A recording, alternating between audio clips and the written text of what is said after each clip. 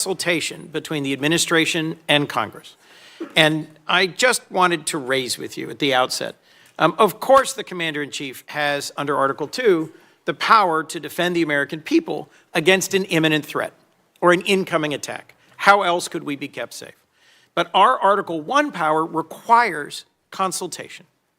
I'll agree with all of my colleagues. Nicolas Maduro is a bad guy. He was indicted. There was a bounty on his head over several administrations. His removal, flawlessly executed by American troops, thankfully none of them hurt, did cost the lives of 75 to 100 Venezuelans and Cubans, was a dangerous and high-risk maneuver.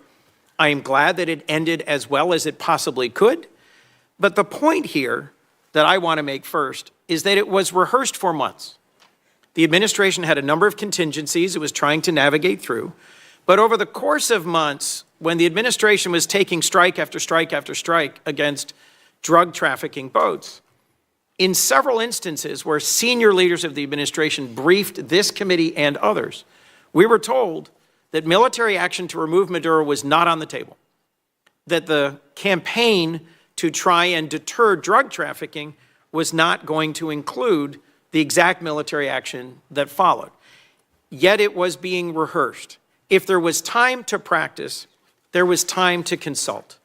And consulting with Congress is not just some high-minded principle, not some abstract thing, not a nice to have, it's a got to have.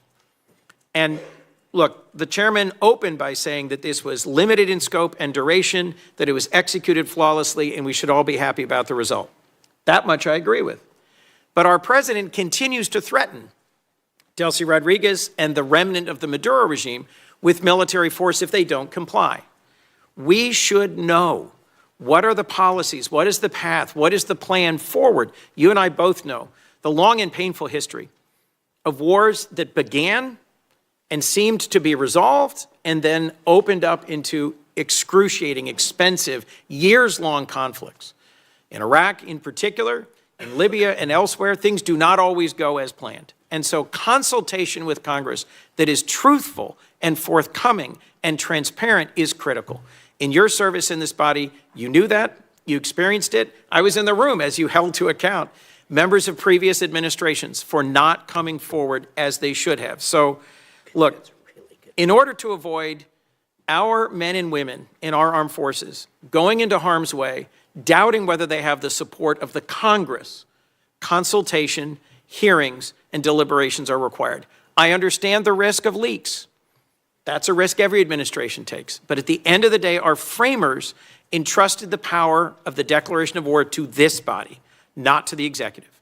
And where there is the time to consult, there has to be consultation. Second, I just wanted to talk about allies and alliances. I was just in Europe.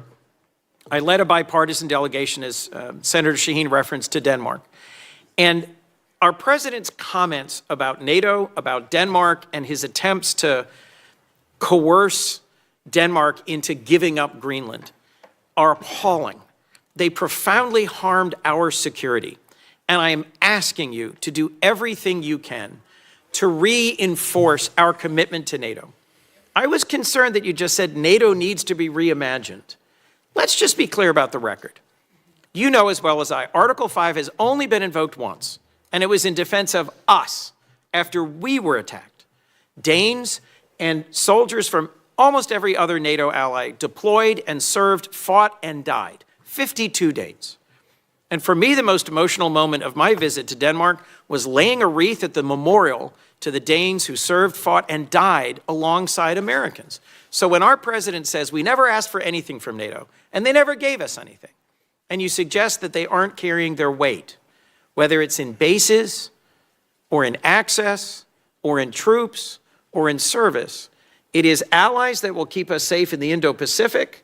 Our treaty allies, Korea and Japan and Australia and the Philippines, are going to be critical to Indo-Pacific security against our principal threat, China. And in Europe, I'm worried that the very foundations of trust are being shaken. Our democracy depends on consultation with Congress that is truthful and timely, and the confidence of our allies depends on them knowing where we're going next. Today, an armada is steaming towards Iran. Our president is on social media threatening Iran. And I hope I can count on you, Mr. Secretary, to consult with us and inform us before our next actions, whether against Nigeria, Colombia, Cuba, Iran, or anywhere else. And I hope and believe that I can count on you to reinforce the sanctity of NATO, not to reimagine it, but to reinforce it. Thank you. Well, let me unpack the 3 points you touched upon: consultation, NATO, Greenland, alliances in Greenland. Let me tell you on the consultation. Look, this has been a point of tension, not just in this administration and Congress, but in multiple administrations. As you rightly pointed out, I was a big fan of consultation when I was sitting over there. Now, you know, it's a different job, different time. But it's not, that's not necessarily the point. This is a very unique situation that we faced here. The fact of the matter is that our mission, and the one you were briefed on and talked about, that mission remains ongoing, and that is the counter-narcotic mission that we continue to carry out in the, as controversial as it may be. You may not all be fans of it, obviously, but it is happening in the Eastern Pacific, and it is also happening in the Caribbean Basin. The problem is, or the good news is, there aren't a lot of drug boats moving in the Caribbean Basin anymore, and that's what we had briefed Congress upon. This specific mission that you've talked about, one of the reasons why you rehearse it is to see if it's even feasible, to basically go to the president and say, is this something that's even an option on the table? The truth of the matter is that this mission could not have been briefed to Congress because it wasn't even in the realm of possible until very late in December, when all of our efforts to negotiate with Maduro had failed, and the president was finally presented these options and made these decisions. It was also a trigger-based operation. It may never have happened. It required a number of factors to all align at the right place at the right time in a very limited window, and it wasn't even clear if it was ever going to be possible. There's also the aspect which I do not control, and that is deference to the Department of War on operational security. Despite the fact that we had kept this quite constrained, the truth of the matter is that this was leaked. We now know it was leaked by a contractor at the Department of War that, had it been published, would have endangered the lives of people and/or would have probably canceled the ability to carry out the mission. So this is a real tension, and one that I'm doing the best I can to try to manage within the constraints of two things: operational security and also decisions being made. There are multiple contingencies for events all over the world, including some that none of us think were ever going to come to fruition. And in this particular case, one of the reasons why you rehearse these things in advance is to know whether it's even possible. Is this even doable? And what are the risks associated with doing? So you can present options to the president, who ultimately makes these decisions. In the case of reimagining NATO, it most certainly has to be reimagined. And the reason why it has to be reimagined is not because its purpose is reimagined. Its capabilities have to be reimagined. Let me give you as a point of example. There's a lot of talk about security guarantees. And it's something that there's general agreement about now with the case of Ukraine. But those security guarantees basically involve the deployment of a handful of European troops, primarily French in the UK, and then a U.S. backstop. But in fact, the security guarantee is the U.S. backstop. It is not and I'm not diminishing the fact that some countries in Europe are willing to place troops in a post-war Ukraine. What I'm pointing out is that is irrelevant without the U.S. backstop. And the reason why you need such a strong U.S. backstop is because our allies and our partners have not invested enough in their own defense capabilities over the last 20 or 30 years. Now, hopefully that's going to change. Hopefully that is changing. And in some cases and in some particular countries, it's already changed. But this is a fact that we cannot ignore. NATO is going to be stronger if our allies are more capable, especially, and here's the reality, whether we want to accept it or not, we have interests all over the world. We have interests in the Middle East, we have interests in the Western Hemisphere, and we most certainly have interests in the Indo-Pacific. A number of you have already pointed out that China is the chief challenge.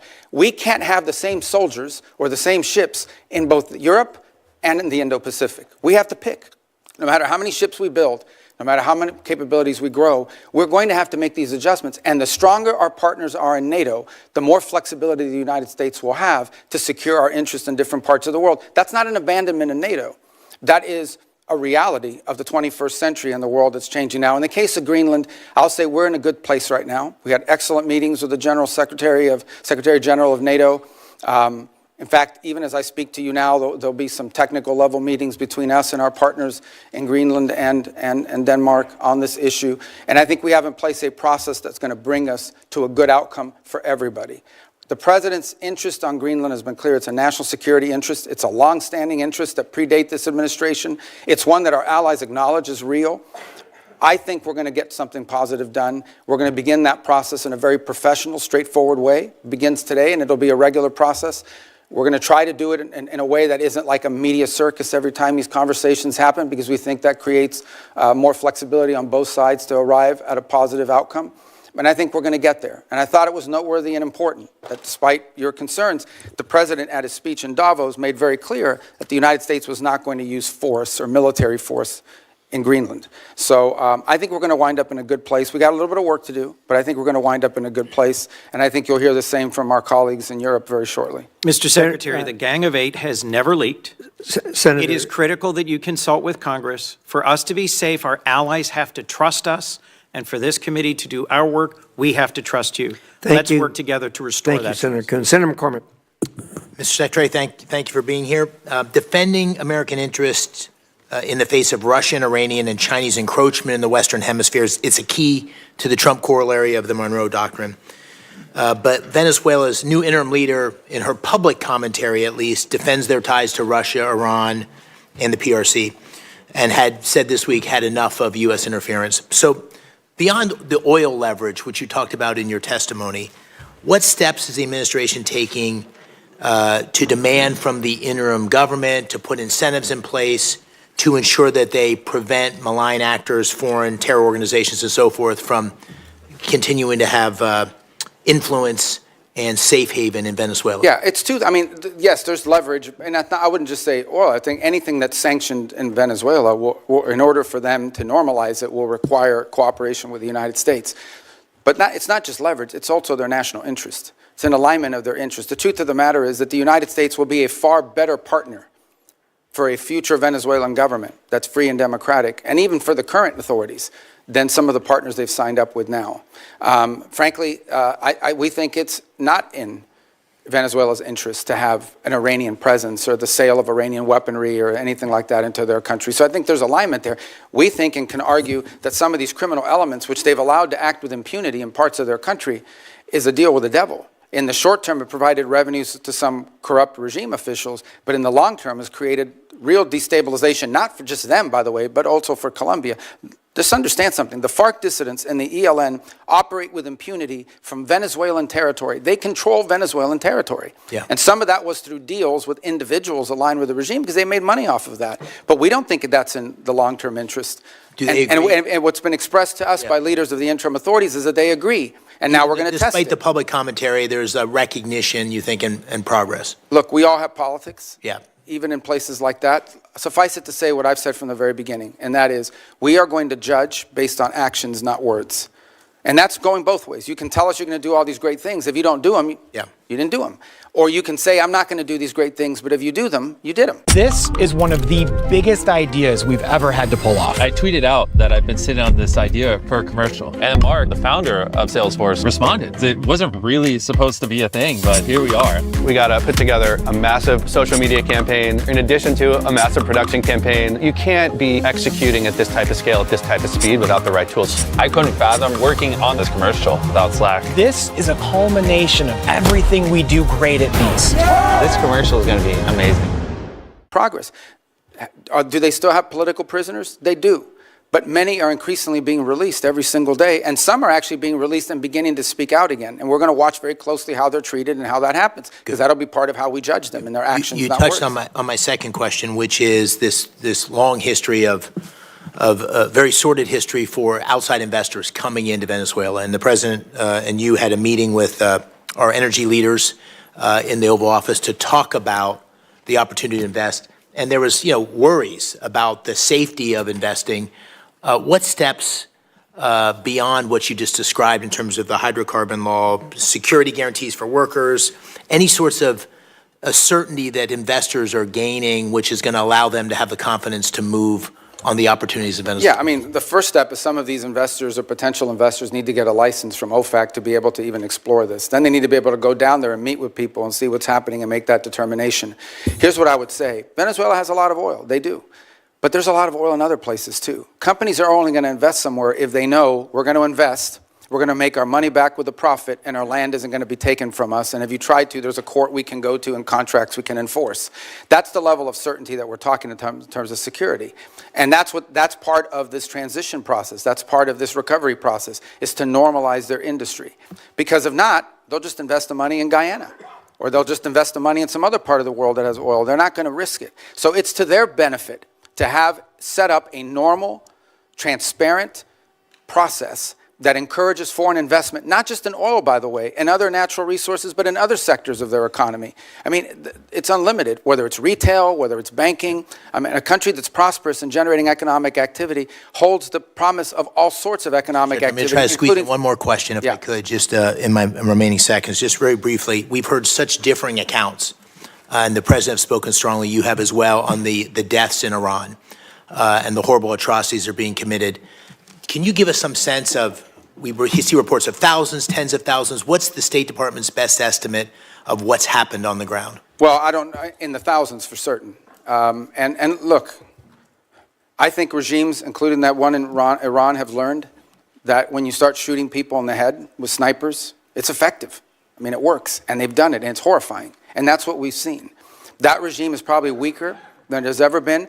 And the core problem they face, unlike the protests you saw in the past on some other topics, is that they don't have a way to address the core complaints of the protesters, which is that their economy's in collapse. And the reason why there's economies in collapse is because they spend all their money and all their resources building weapons and sponsoring terrorist groups around the world instead of reinvesting it back into their society. And as a result, have taken on massive global sanctions, which has isolated their economy and their country. And so that's what the Iranian people are demanding, is that they stop doing that and start caring about them and get these sanctions off them. And this regime is unwilling to do it. So the core challenge is the protests may have ebbed, but they will spark up again in the future, because this regime, unless they are willing to change and or leave, have no way of addressing the legitimate and consistent complaints of the people of Iran who deserve better. Very good. Thank you. Thank you. Senator Murphy. Thank you very much, Mr. Chairman. Listen, I think the scope of the project that you are undertaking in Venezuela is without precedent. You are taking their oil at gunpoint. You are holding and selling that oil, putting for now the receipts in an offshore Middle Eastern account. You're deciding how and for what purposes that money is going to be used in a country of 30 million people.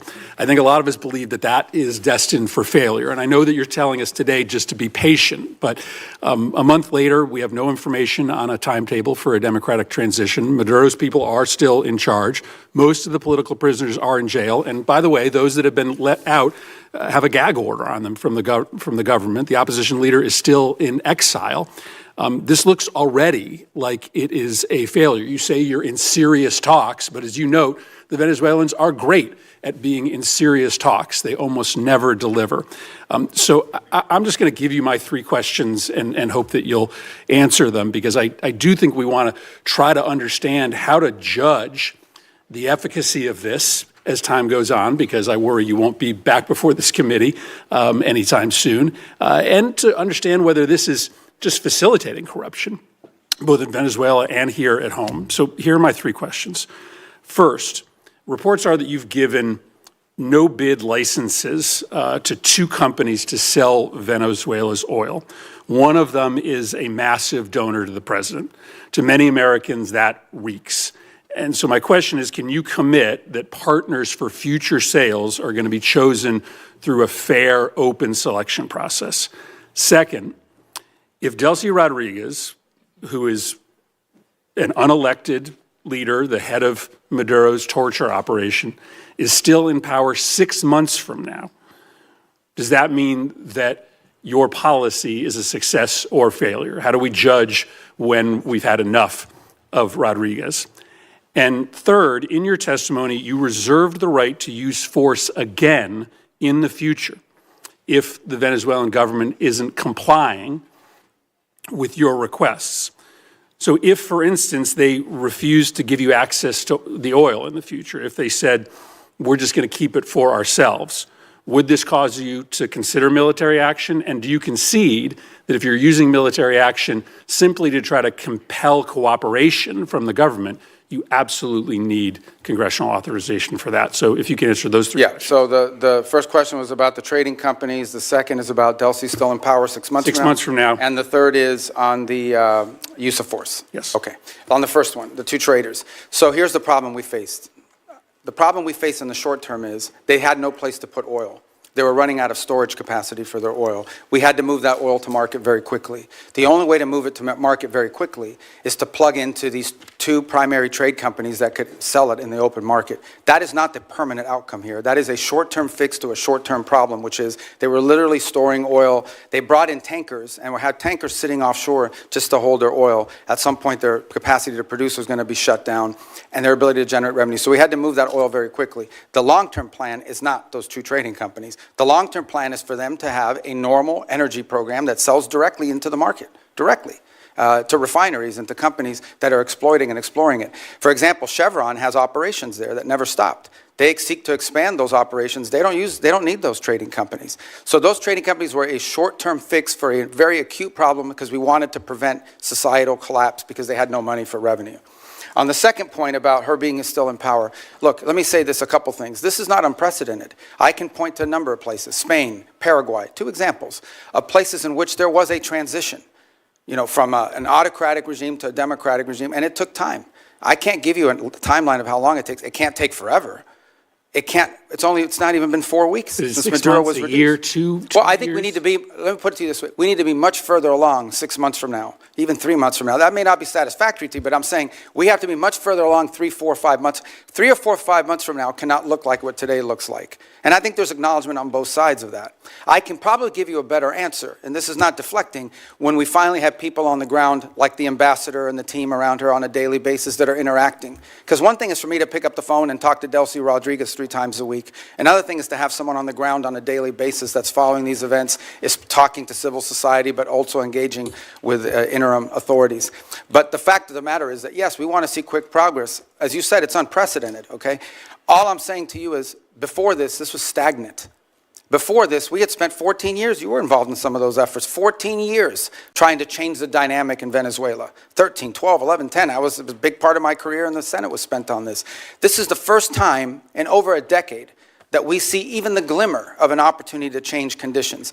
A lot of that will depend on us, but a lot of that will depend on them. And it also will depend on the rest of Venezuelan society. How quickly can we get all these Venezuelans that want to go back to Venezuela and participate in civic and economic life back to Venezuela? That's going to be critical here. We recognize that. So yes, we have to be much further along in 6 months. We expect to be further along. And if we're not, I'll tell you, we'll tell you.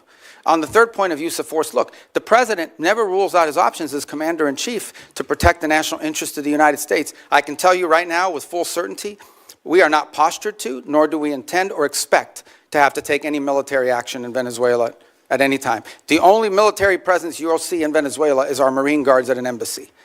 Okay, that is our goal, that is our expectation, and that is what everything that outlines towards. But if you, that said, if an Iranian drone factory pops up and threatens our forces in the region, the president retains the option to eliminate that threat. I'm asking a more specific question because in your testimony, you suggest that you would use force to compel cooperation, for instance, with oil sales. Do you agree that you have to come to Congress to get authorization if you were simply using force to try to compel cooperation? Well, there's two things. There's the it seems like under the War Powers Act. No, under the War Powers Act, if we're going to be involved in something that's going to put us involved in a sustained way, we have to notify you within 48 hours after the fact, and then if it's going to last longer than 60 days, we have to come to Congress with it. We don't anticipate either of these things having to happen. Everything is moving in a very different trajectory right now. On the other hand, if we tell them we don't want to see drones from Iran, as an example, pointed at the United States or threatening our forces or our presence in the region or our allies' presence in the region, and they refuse to comply with that, the president does reserve the option in self-defense to eliminate that threat. We don't see that, we don't anticipate it, but it could happen. But we hope not. We don't want it to happen. On the contrary, if we had to take military action, it would set us back on all these other things that we're talking about. I can tell you military action is not good for, recovery and transition. That's not what we hope to see. It's certainly not our goal here. But a lot of that will depend on them. But I think it would require the emergence of an imminent threat of the kind that we do not anticipate at this time. But that's not, they get a vote on that too. Senator Brasso. Thanks very much, Mr. Chairman.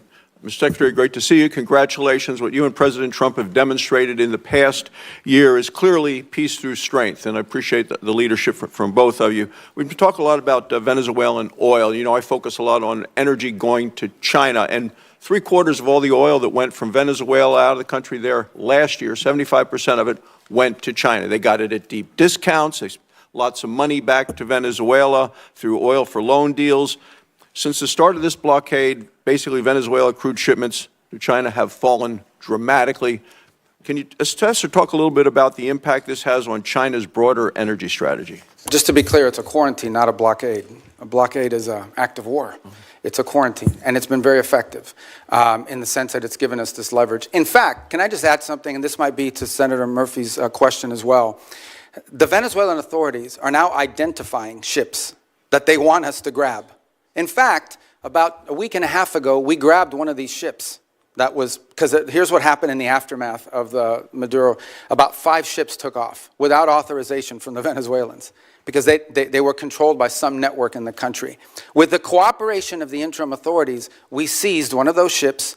We brought it back into Venezuelan waters, handed the ship off to the Venezuelans, who in turn fed it into this mechanism, the short-term mechanism that I described to you was created. So we're seeing cooperation on that front. Now, I think your question more specifically was about China.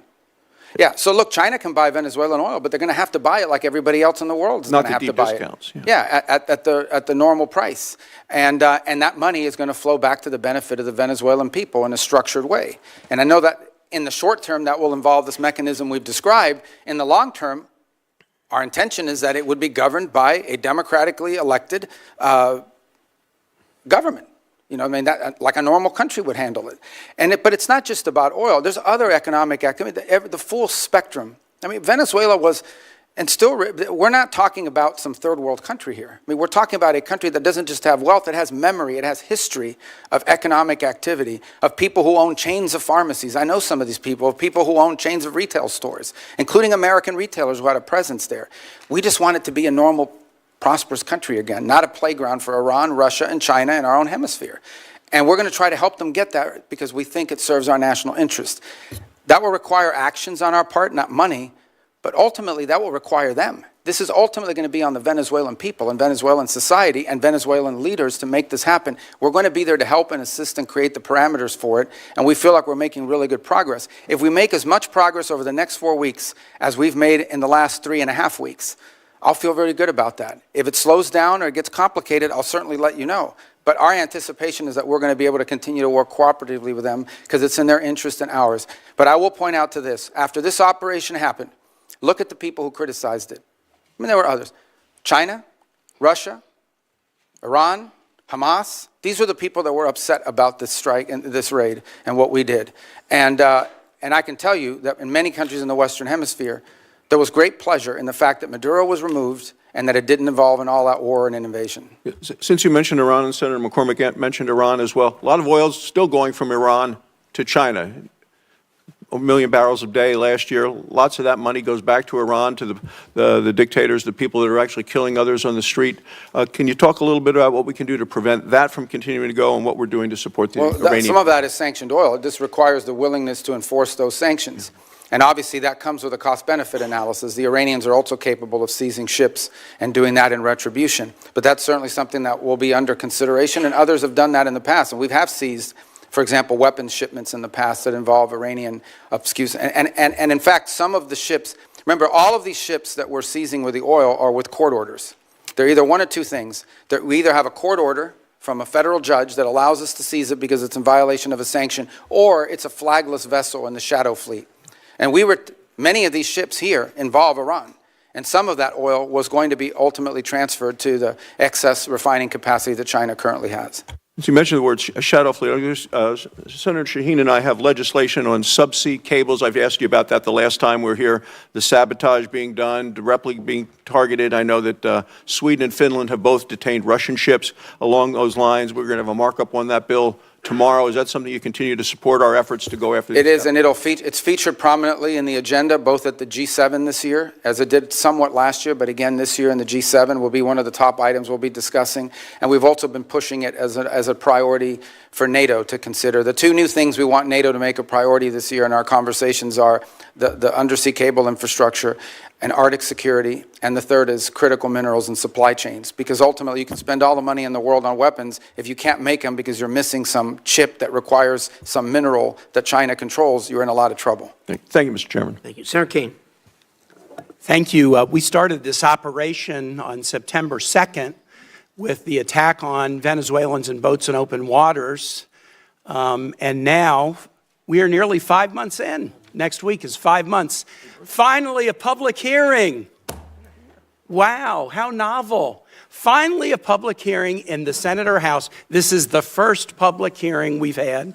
200 folks who are on secret designated combatant lists have been killed. U.S. troops have been injured. Hundreds of millions of dollars have been spent. An armada amassed. The announcement of a new Monroe Doctrine, which does not land well in the Americas. Democrats have been asking over and over again, can we have a public hearing?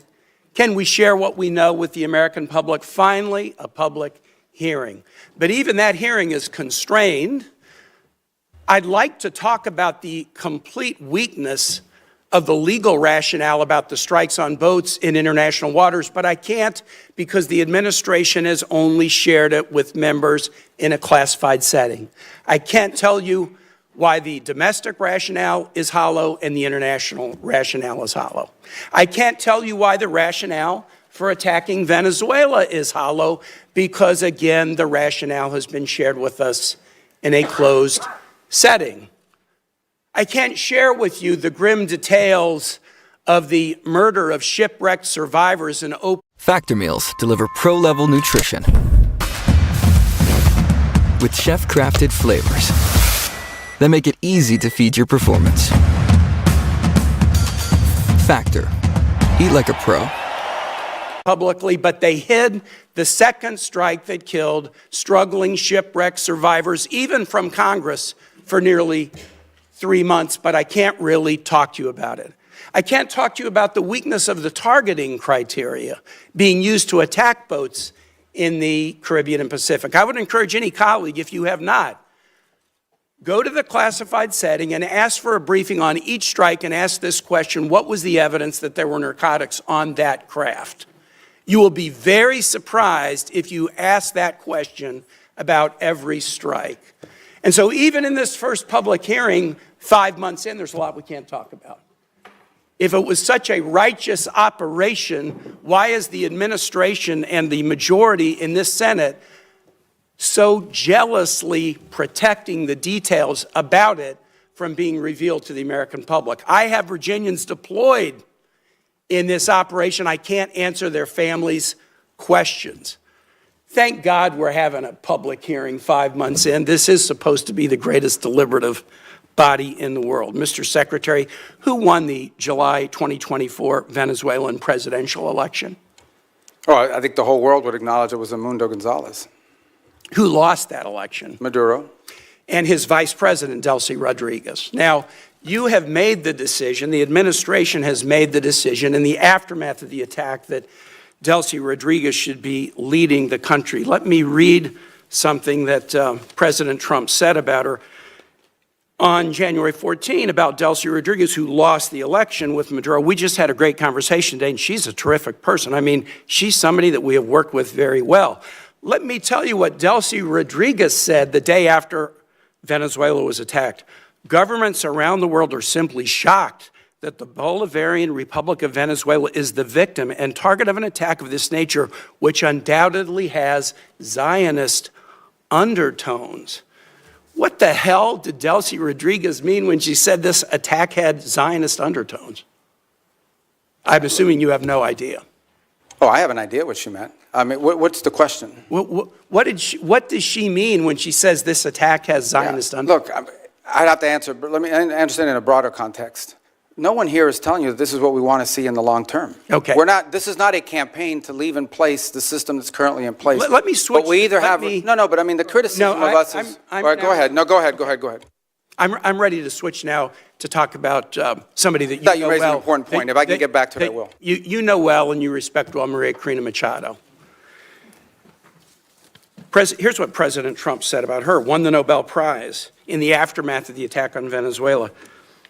I think it would be very tough for her to be the leader. She doesn't have the support within or the respect within the country. She's a very nice woman, but she doesn't have the respect. What did President Trump mean by that? Yeah. First of all, I've known Maria Corina for probably 12 years, 13 years. Have dealt with her probably more than anybody, as much as anybody on this committee has for certain. And I'll be meeting with her today, in fact. And we met with her a couple weeks ago. So here's the reality, though, and I think what the president was pointing to. And I think Maria Corina would acknowledge this. The only way I talked to her last week. Well, here's, Very disappointed in those comments, and so are Venezuelans in my state. okay, well, Very- she didn't share that with me or with us, but I would sell this to you. For the president is acknowledging is that today, as it stands, whether we like it or not, the elements of control in that country, the people with the guns, the people that control the guns and the institutions of government there, are in the hands of this regime. So we either, on the one hand, we're getting criticized. Some people are saying we don't want regime change. On the other hand, we're being criticized for not undertaking regime change. Mr. Secretary, what we're trying to trigger here is a process of stabilization, recovery, and transition to something where Maria Corina and others can be a part of. You and that's have, what we're working you have towards. respect for her, don't you? Sure. Okay, great. My last question is this. And so does the president, by the way. He met with her. They had a great meeting. And he actually he spoke to her last here's week what he in my said. presence. Here's what he said after that meeting. We're talking to her, and maybe we can get her involved in some way. I'd love to be able to do that. Maybe we can do that. We'll set the terms for this Nobel Prize winner having a leadership role. Last question is this. You talked about the speech in Davos. Here's something the president said in Davos. I'm helping NATO until the last few days. When I told them about Iceland, they loved me. They're not here for us on Iceland, that I can tell you. Our stock market took the first dip yesterday because of Iceland, so Iceland has already cost us a lot of money. The president repeatedly mistook Iceland for Greenland, right? We're not mad at Iceland. They haven't cost us any money. The president just mistook the two countries for each other, correct? Yeah, he meant to say Greenland, but I think we're all familiar with presidents that have verbal stumbles. We've had presidents like that before. Some made a lot more than this one. Nice try. Thanks. All right, thank you. I thought he did well. Let's see, we got Senator Paul. Our founders debated extensively over which branch of government should have the power to declare or initiate war. Virtually unanimously, they decided, and what was entered into the Constitution was that the declaration or initiation of war would be the power of Congress. Now, we have many advocates, many of whom are here today, who have been advocates for an expansive notion of presidential power. They often argue that wars are not really wars, that they're kinetic actions or drug busts. I think, though, if you reverse the circumstances, it becomes very difficult for these arguments to hold up. So I would ask you, if a foreign country bombed our air defense missiles, captured and removed our president, and blockaded our country, would that be considered an act of war? Well, I think your question is about and I will acknowledge you've been very consistent on all these points the entire career. So let me, no matter who's in charge. So I will point to two things. The first is it's hard for us to conceive that an operation that lasted about 4.5 hours and was a law enforcement operation to capture someone we don't recognize as a head of state, indicted in the United States, wanted with a $50 million bounty. My question would be, if it only took 4 hours to take our president, it's very short, nobody dies on the other side, nobody dies on our side, it's perfect. Would it be an act of war? We just don't believe that this operation comes anywhere close to the constitutional definition of war. But would it be an act of war if someone did it to us? Nobody dies, few casualties, they're in and out. Boom, it's a perfect military operation. Would that be an act of war? Of course it would be an act of war. I'm probably the most anti-war person in the Senate, and I would vote to declare war if someone invaded our country and took our president. So I think we need to at least acknowledge this is a one-way argument. One-way arguments that don't rebound, that you can't apply to yourselves, that cannot be universally applicable are bad arguments. So my next question would be, let's say it's not a war. We're just going to define it away and say it's not a war. That's one of the arguments. So it's a drug bust. What if a foreign country indicts our president for violating a foreign law? Should we extradite our president, or should we be okay if they come in and get him by force? Look, I think ultimately we're always going to act in our national interest. And so if somebody comes after our national interest, like the case you've described, which obviously does not exist at this time, but the case you've described, the U.S. always has the right to act in its national interest and to protect itself. So really I don't know about this equivalency. Well, does this justify them doing it? We're always going to do what's best for the United States and America. We're always going to protect our system. But the point isn't, and you're exactly right, we will act in our national interest and we should. So I'm not disagreeing with you at all. What I'm saying is, though, that our arguments are empty then. The drug bust isn't really an argument, it's a ruse. The war argument, not a war, is a ruse. It's not a real argument. And we do what we do because we have the force, we have the might, we do it because it's in our interest. So we wouldn't let anybody come in, bomb us, blockade us, and take our president. We've had arguments about legitimate, illegitimate presidents, bad elections, rigged elections. So there's all kinds of same arguments that we've had in our country that they've had in Venezuela. But we wouldn't argue for an indictment. And these things aren't idle speculation. I mean, Netanyahu's been indicted by the ICC. And one of the reasons I object to being part of the ICC, and I would say you and the administration probably agree, is we're not going to let any international council indict our president and arrest him somewhere on foreign soil. We're not going to do that. We actually, most of us probably object to indicting Netanyahu in that way as well. So I think the arguments are invalid. So we did get the legal opinion that Senator Kaine referred to, the OLC opinion, Office of Legal Counsel. And I think a lot of it's been released. Plus, they came to our caucus and talked most of it open about everything they had classified. So I will talk about at least one of the arguments. They say this war wasn't a constitutional war, therefore it doesn't rise to the constitutional notion of us declaring or having to initiate the war. It just doesn't rise. And one of their main arguments was not enough people died. And so there is some number that they aren't specific, but there is some number. I would assume, although I'm not positive, but the 50, 60,000 soldiers who died in Vietnam might be enough for them to call that a war. But here's the problem. It isn't the number, it's that it happens in retrospect. See, our founders gave us the power to initiate or declare war. They didn't give us other powers to execute the war. Those are left to the president. But if we have to wait to see how many people are killed, we have to wait, as they describe it, as the scope, nature, and extent. If we have to wait to see the scope, nature, and extent, the war has been going on for some time. It's hard to vote to initiate a war that's been going on. And we can say this war is over, but we're still blockading it, and we may go back in. But there are no clear answers. We put 2,000, we leave 2,000 troops in. Are we going to call that war and initiate it? So the definition of war is very important. And I think we have to acknowledge the problems with our argument. Calling things kinetic action is a disservice to our soldiers. Oh, you weren't really wounded in war. You don't have a Medal of Honor for war. You have a Medal of Honor for a kinetic action. So I think let's call it what it is, and let's vote on these things. But I think we're in violation of both the spirit and the law of the Constitution by bombing a capital, blockading a country, and removing elected officials. And we certainly wouldn't tolerate it, nor would I if someone did it to us. Well, we didn't remove an elected official.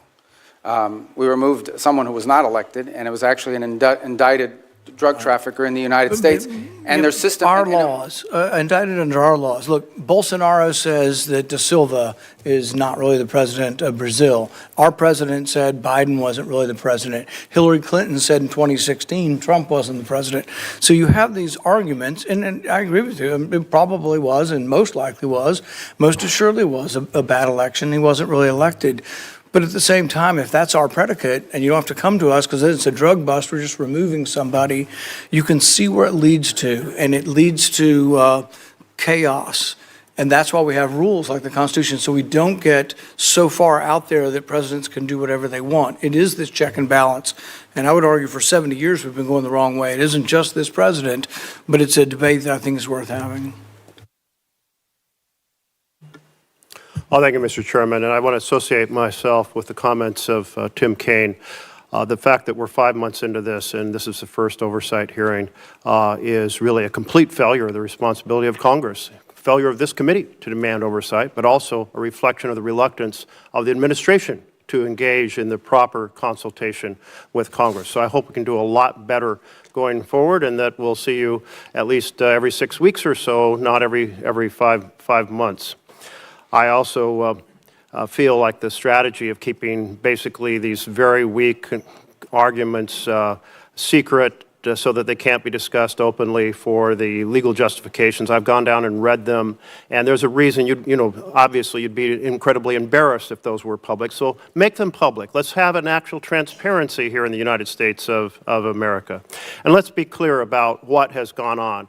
We had a dictator we didn't like. We've replaced it with a dictator we think we can manipulate. And if that doesn't work, we'll do something else in order to pry open that economy for oil. And I must say that you did say something I liked. So let me emphasize that. I'm making progress. Yeah. You said no U.S. taxpayer dollars will be used, no spending on our part, to kind of prop up Venezuela. Can you restate your commitment to that? Yeah, they're not going to need it. For example, we're not spending money in Venezuela right now. I mean, obviously, look, I think you're putting aside embassy operations and all of that. And by the way, there may be some program through foreign aid that some of you might be interested in the future. We don't think that Venezuela is the kind of country that needs that. This is a very wealthy country. Thank you. I'm glad you restated that, because I think that we will see some moment when the administration says, let's subsidize our American oil companies to rebuild the infrastructure in Venezuela. And I must say that's a very unpopular idea among my constituents. I think America needs a lot of investments in infrastructure here. And I think you have a way too rosy sense of the oil economy there. Many experts have said, look, without 10-year prospect horizon of stability, without Canada deciding to ship a lot more of its heavy oil instead of to the Gulf, doing it to Asia so that we prop up the kind of demand in the Gulf, without keeping Iran off the international stage so that the cost of oil, the value is higher. All of those factors would have to be there for our oil companies to want to invest their own money. So I think they'll be coming to the administration. I think you'll all be trying to find some way to subsidize them. But I'm glad what you said today, that you're not going to do it.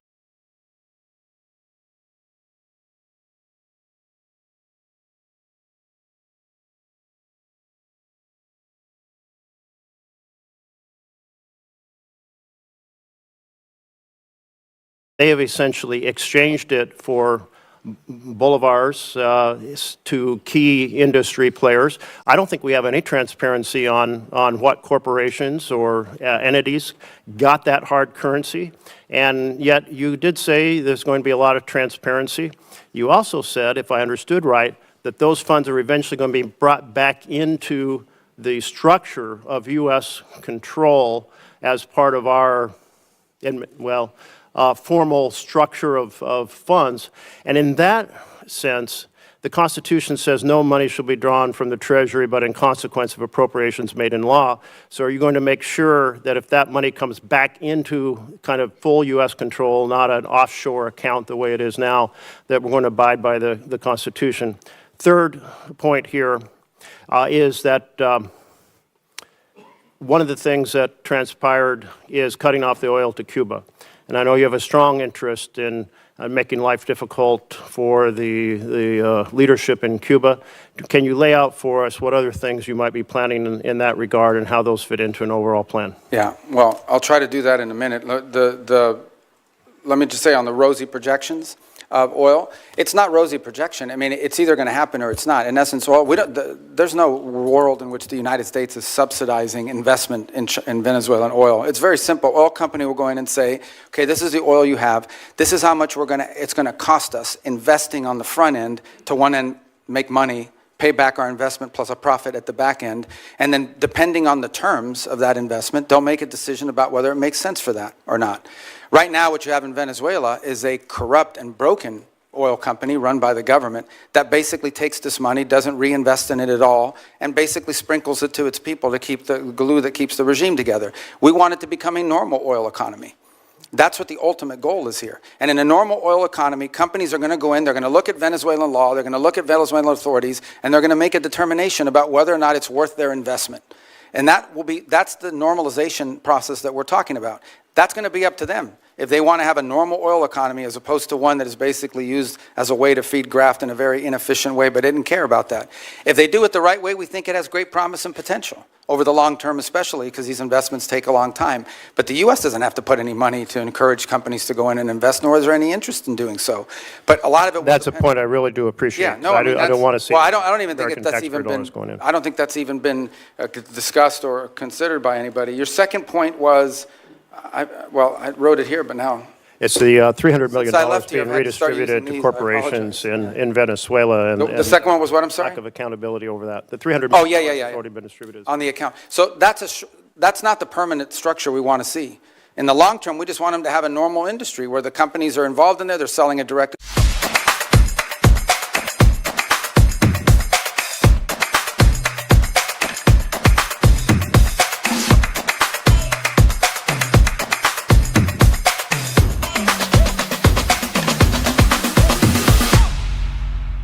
Venezuela. 1 million people are going to storm the border with Colombia. Colombia even stood up troops to their border to prevent it. Brazil was worried about it as well. It's going to lead to fighting in the streets between rival factions and shooting. None of that has happened. And key to that stabilization is ensuring that the government had enough money to meet payroll and meet their basic needs as part of the stabilization. We should not confuse stabilization with transition. This is not what the permanent structure is going to look like. I can't, look, the Treasury's handling the structuring of that account, so I would refer you to them, and I can get you an answer for them as to what the legal framework of that Treasury blocked account is going to look like. That would be very helpful, because what you just mentioned, money to meet payroll, is very different than what we've heard about the money being used to give hard currency to key corporations inside of Venezuela, which would not be meeting payroll. Well, which This is where complete oversight is required. We'd like to have transparency over how that's made. Yeah, remember, the first $300 million we're going to have to, on that one, because of the urgency in moving funds to keep the place stable, is going to require us to undertake a retroactive audit of how that money was spent, the first $300 million. But there's probably another $2.5 to $3 billion down the pike at some point, which will have front end through this process I described. I'm not sure if you were here where I described it, and we're still finalizing it. But basically, the way it would look is we would send them a letter saying, on the sanctioned oil proceeds, this is what it could be spent on, and you have to agree to contribute, you have to agree to pay for an auditing system to make sure that that's how it's being spent. That's the process we're trying to create. Again, on Friday will mark the 4-week mark of this all began. I understand, we live in a world where the items move very quickly. This was front page news of 3 weeks ago when we scheduled this hearing, and today other items have captured the attention, but we remain focused on it. So it's only been 3 or 4 weeks, but that's the process we're setting up with Treasury, and obviously as we finalize it, we'll provide that to you. But this is not permanent. This is not the system we want to see in place in the long term. We want to see a normal country. What was your third question? Cuba. Oh, Cuba. Cuba. Oh, okay. I'll tell you about Cuba. Thanks.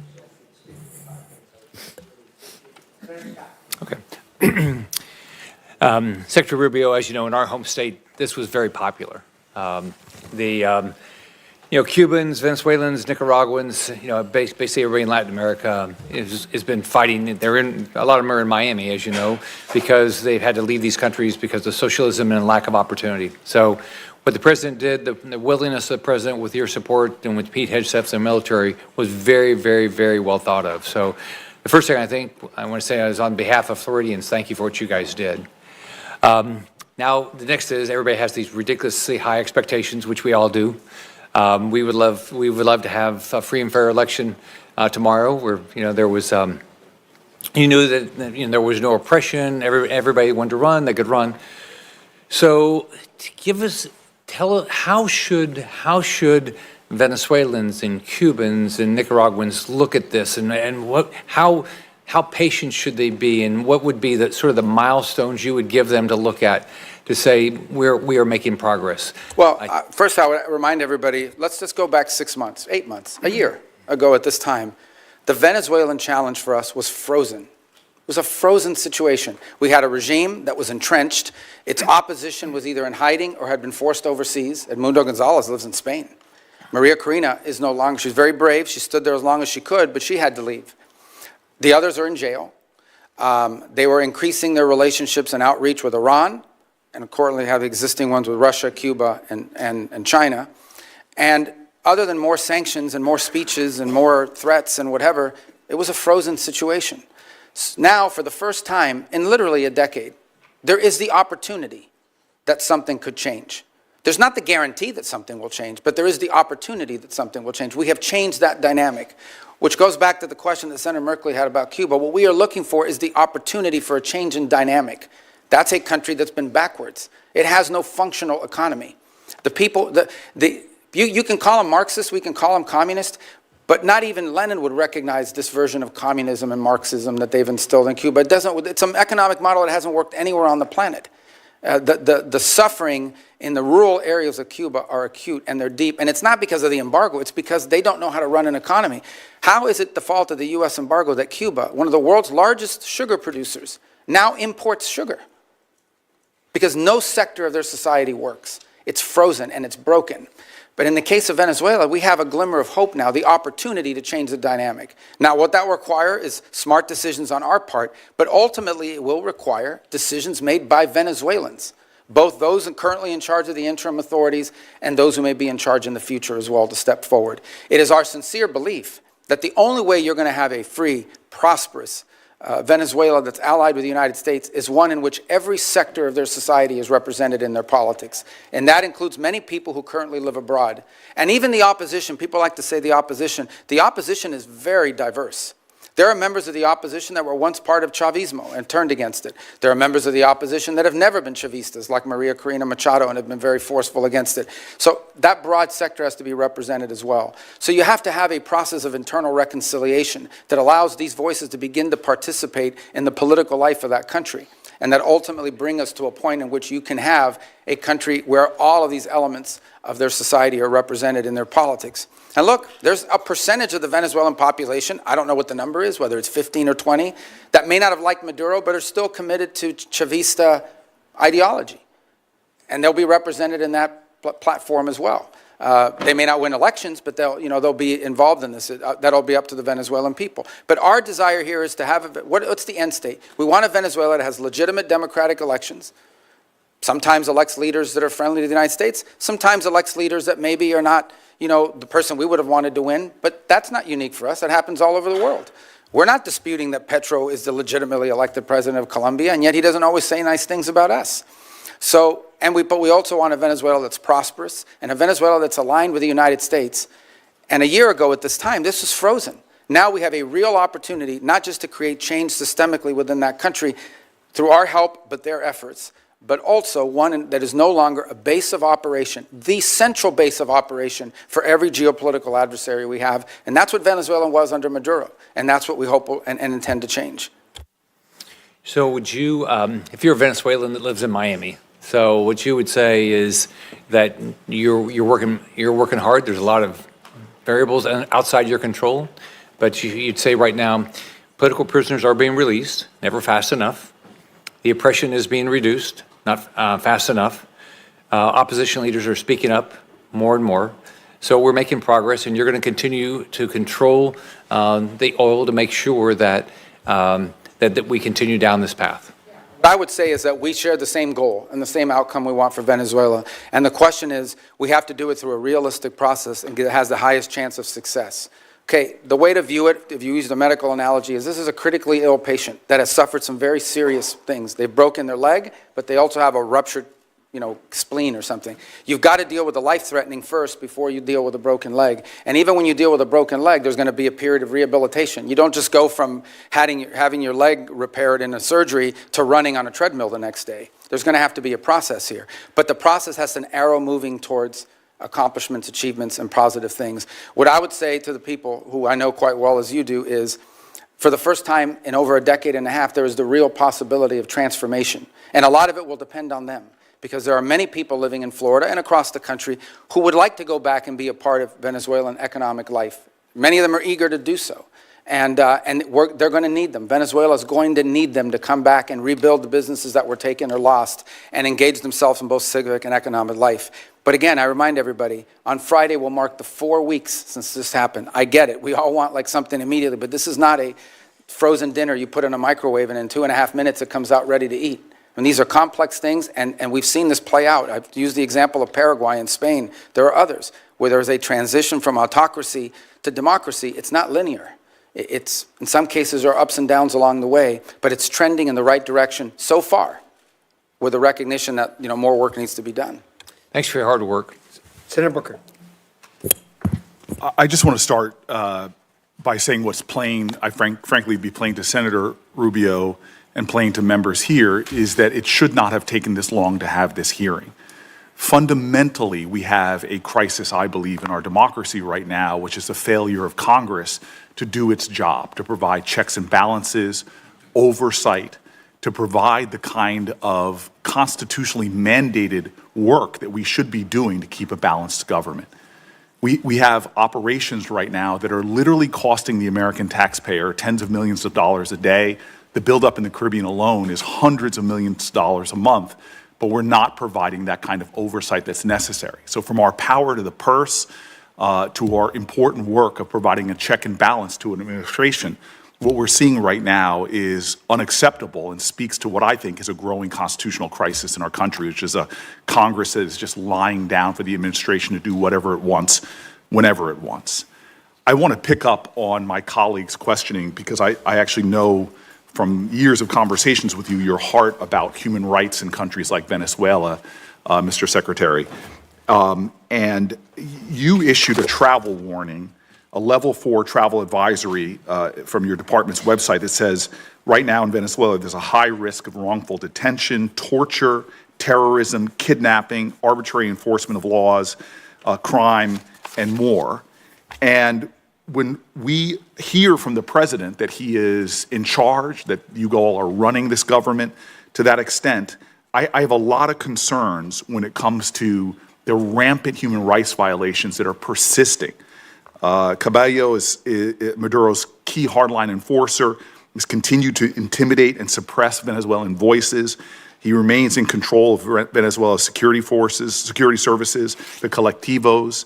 We're seeing extraordinary examples that the constant oppression of the people is continuing as these folks are remaining in control of the country. So I just want to know what is the plan to address in a much more aggressive manner these severe human rights violations and to try to stop these armed militias. Because if we are doing things to stabilize their government, if we're turning over resources and money to the very groups that are creating these horrors, that seems to me against America's values, and it seems to me something that is should be unacceptable to Congress on both sides. Yeah, well, absolutely. The Venezuela I described that we want to see emerge from this is one in which none of that is happening. If you think about travel advisories are us imagining worst-case scenarios. We have a duty to warn American citizens when they travel to a place that does have a history of Americans being arrested, of Americans being taken. And they may be taken by a deliberate action of a government or entity related to the regime. They may be taken by criminal gangs that control parts of that society. For example, you know, they have these colectivos, as they're called, which basically are these armed motorcycle gangs that are allowed to act with impunity in return for their support for the Maduro regime in the past.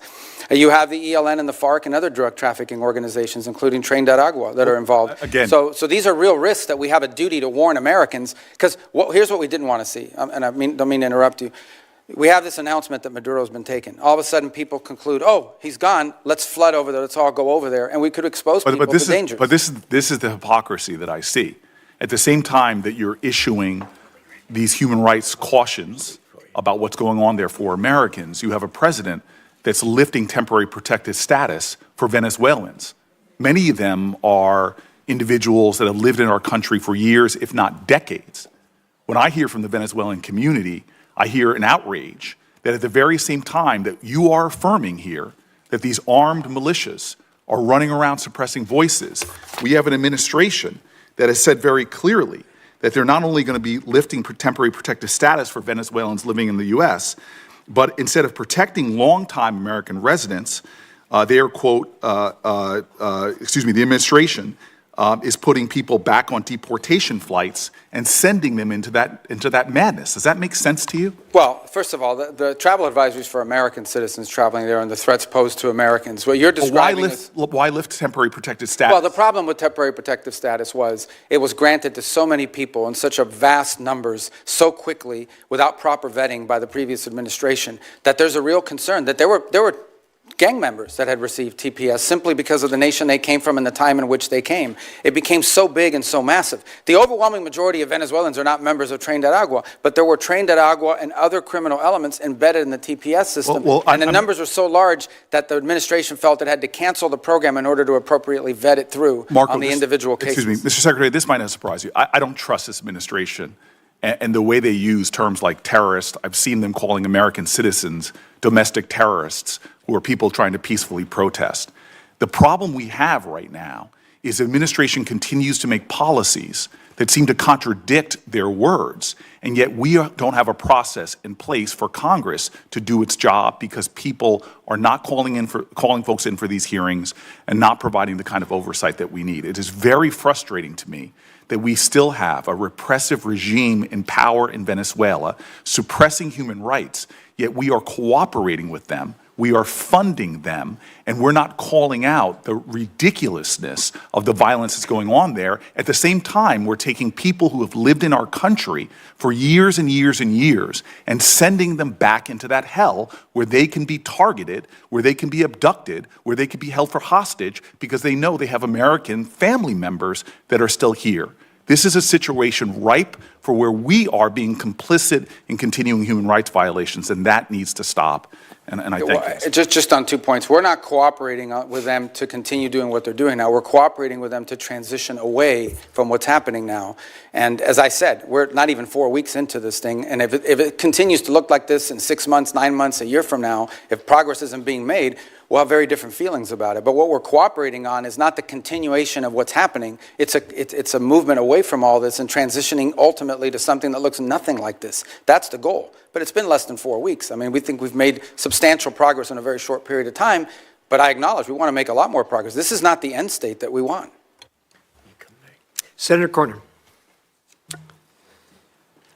Mr. Secretary, I want to expand a little bit on the question that Senator Barrasso raised about Venezuelan oil.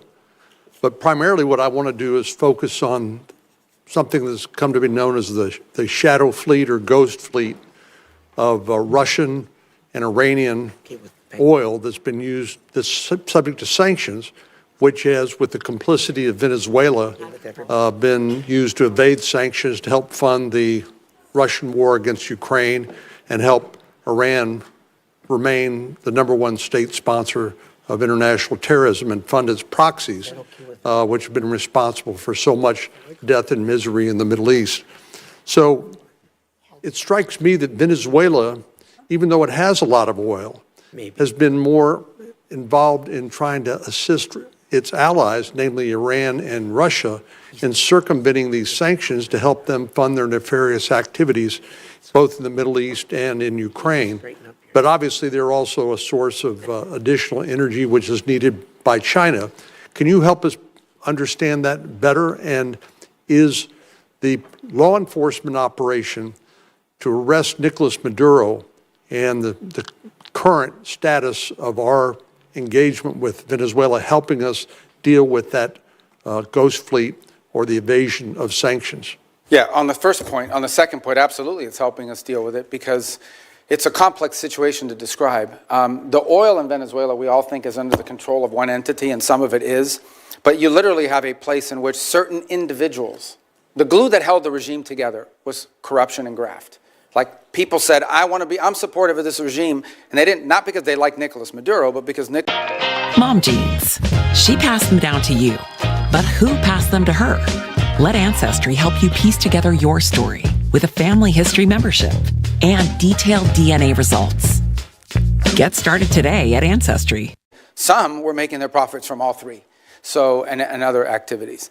So there's no doubt that his removal has created the conditions to begin to move away from that. That's why we sanction their oil. The ghost fleet exists for the following reason. When something is sanctioned, when we say it is illegal for them to move this oil, none of the traditional legitimate tankers will carry that oil. They won't touch it because they don't want to be sanctioned by the United States. So you have to turn to these pirates. You have to basically turn to these ships that are either falsely flagged, meaning they're flying the flag of Liberia, but they don't really have a Liberian flag, or are stateless in their capacity. And they have to turn to them, and they turn to these vessels. And these vessels are made up with crews from all over the world. We seized one where the majority of the crew members were Ukrainian. We've seized others, the majority of them are Russians, and a mix, and what have you. And so what's happened is a lot of this oil is going, a lot of this shadow fleet oil is going even outside the PDVSA system. And those are the ones that we have now been seizing as well as the ones that are involved outside the PDVSA system. Our goal is to rope all of this illegal oil into a channel that goes into this account that ultimately goes to the benefit of the Venezuelan people. This is an interim step. This is not the way we want the oil industry to look like in perpetuity. This is simply a way to provide revenue so that there isn't systemic collapse while we work through this recovery and transition phases. So there's no doubt that when Maduro was there, we had no cooperation on any of this. Zero cooperation. But I will tell you this, since the time Maduro was removed, not a single illegal ship has headed towards Venezuela. And the ones that you hear us seizing are all the legacy ones that took off or have been seized in the past. So we have got a really good handle on this as a result of it. And what's really changed is the dynamic that the Venezuelan interim authorities are now actually helping us identify shadow fleet ships that they want us to seize and feed into this new interim mechanism. So let me turn to Iran. Obviously, the president authorized a strike against their Iranian nuclear program, and what I consider to be a magnificent demonstration of American military power. And even though the arrest of Nicolas Maduro was not primarily a military operation, but they provided the support to law enforcement authorities as they executed an arrest warrant against Nicolas Maduro. Likewise, I think most Americans were very proud of how the U.S. government and particularly the U.S. military have performed. But I know the president's very concerned about what's happening to the demonstrators in Iran. And of course, there's some estimates that as many as 30,000 Iranian demonstrators have been executed by the regime. But I know the president's being presented with a range of options. We notice a lot of movement into the region by our Navy and other authorities. But what happens if the supreme leader is removed in Iran? What happens next? Well, that's an open question. I mean, no one knows who would take over, obviously. Their system is divided between the supreme leader and the IRGC that responds directly to him. And then you've got these, quasi-elected individuals, the ones that wear the suits on television who are part of their political branches, but ultimately have to run everything they do by the supreme leader. So I don't think anyone can give you a simple answer as to what happens next in Iran if the supreme leader and the regime were to fall, other than the hope that there would be some ability to have somebody within their systems that you could work towards a similar transition. I would imagine it would be even far more complex than the one we're describing now, because you're talking about a regime that's in place for a very long time. So that's going to require a lot of careful thinking if that eventuality ever presents itself. On the issue of our presence in the region, here's the baseline I want to set for everybody. The baseline is this. We have 30 to 40,000 American troops stationed across 8 or 9 facilities in that region. All are within the reach, theoretically, not theoretically, in reality, all are within the reach of an array of thousands of Iranian one-way UAVs and Iranian short-term ballistic missiles, short-range ballistic missiles that threaten our troop presence. We have to have enough force and power in the region, just on a baseline, to defend against that possibility, that at some point, as a result of something, the Iranian regime decides to strike at our troop presence in the region. The president always reserves the preemptive defensive option. In essence, if we have indications that, in fact, they're going to attack our troops in the region, to defend our personnel in the region. We also have security agreements, the Defense of Israel Plan and others, that require us to have a force posture in the region to defend against that. And so I think it's wise and prudent to have a force posture within the region that could respond and potentially, not necessarily what's going to happen, but if necessary, preemptively prevent the attack against thousands of American servicemen and other facilities in the region and our allies. I hope it doesn't come to that, but that's, I think, what you're seeing now, is the ability to posture assets in the region to defend against what could be an Iranian threat against our personnel. They certainly have the capability to do it because they've amassed thousands and thousands of ballistic missiles that they've built. Despite the fact that their economy's collapsing, they keep spending money on that. Thank you. Thank you. Gentlemen, do I understand that you're yielding to Senator Duckworth? Is that correct? Both of you? Senator Van Hollen? Are you going to yield to Senator Duckworth? Okay. Senator Duckworth. I thank my colleagues. My daughter has dental surgery, so they're being very kind so I can get her through that. Thank you. Mr. Secretary, last March, the President invoked the Alien Enemies Act, a notorious wartime law last used for Japanese internment. He said that he was responding to the Maduro regime's supposed invasion or other acts of war against the United States. But in recent weeks, you, the Department of Justice, and our friends across the aisle have repeatedly said that we are not at war with Venezuela. Secretary Rubio, if that is true and we are not at war with Venezuela, will you advise the President to rescind his invocation of the Wartime Alien Enemies Act? Well, that was a mechanism to remove people from our country that prevent grave danger. So, for example, we know for a fact that Tren de Aragua is a very dangerous gang. In fact, I believe, if I'm not mistaken, I may have been the first member of Congress. This is a wartime act, Mr. Secretary. Well, Are we currently at war with Venezuela? No, we're not in a state of war in Venezuela. Okay, the Supreme Court has described the Alien Enemies Act as a wartime power, our Supreme Court. And before now, the Alien Enemies Act was only invoked during the War of 1812, World War I, World War II, when it was used to intern thousands of innocent civilians. Are you really arguing that the president should be able to wield an internment law? No, but we're talking about two separate things here. So you're talking about the state of Venezuela or are describing the regime. And we're talking about, but what the president designated. Invoked the Alien Enemies Act. I know, Senator, but let me be clear with you. No, but what the president was talking about are these gangs that have, and these narco-trafficking groups that are waging war on the United States. There's no doubt.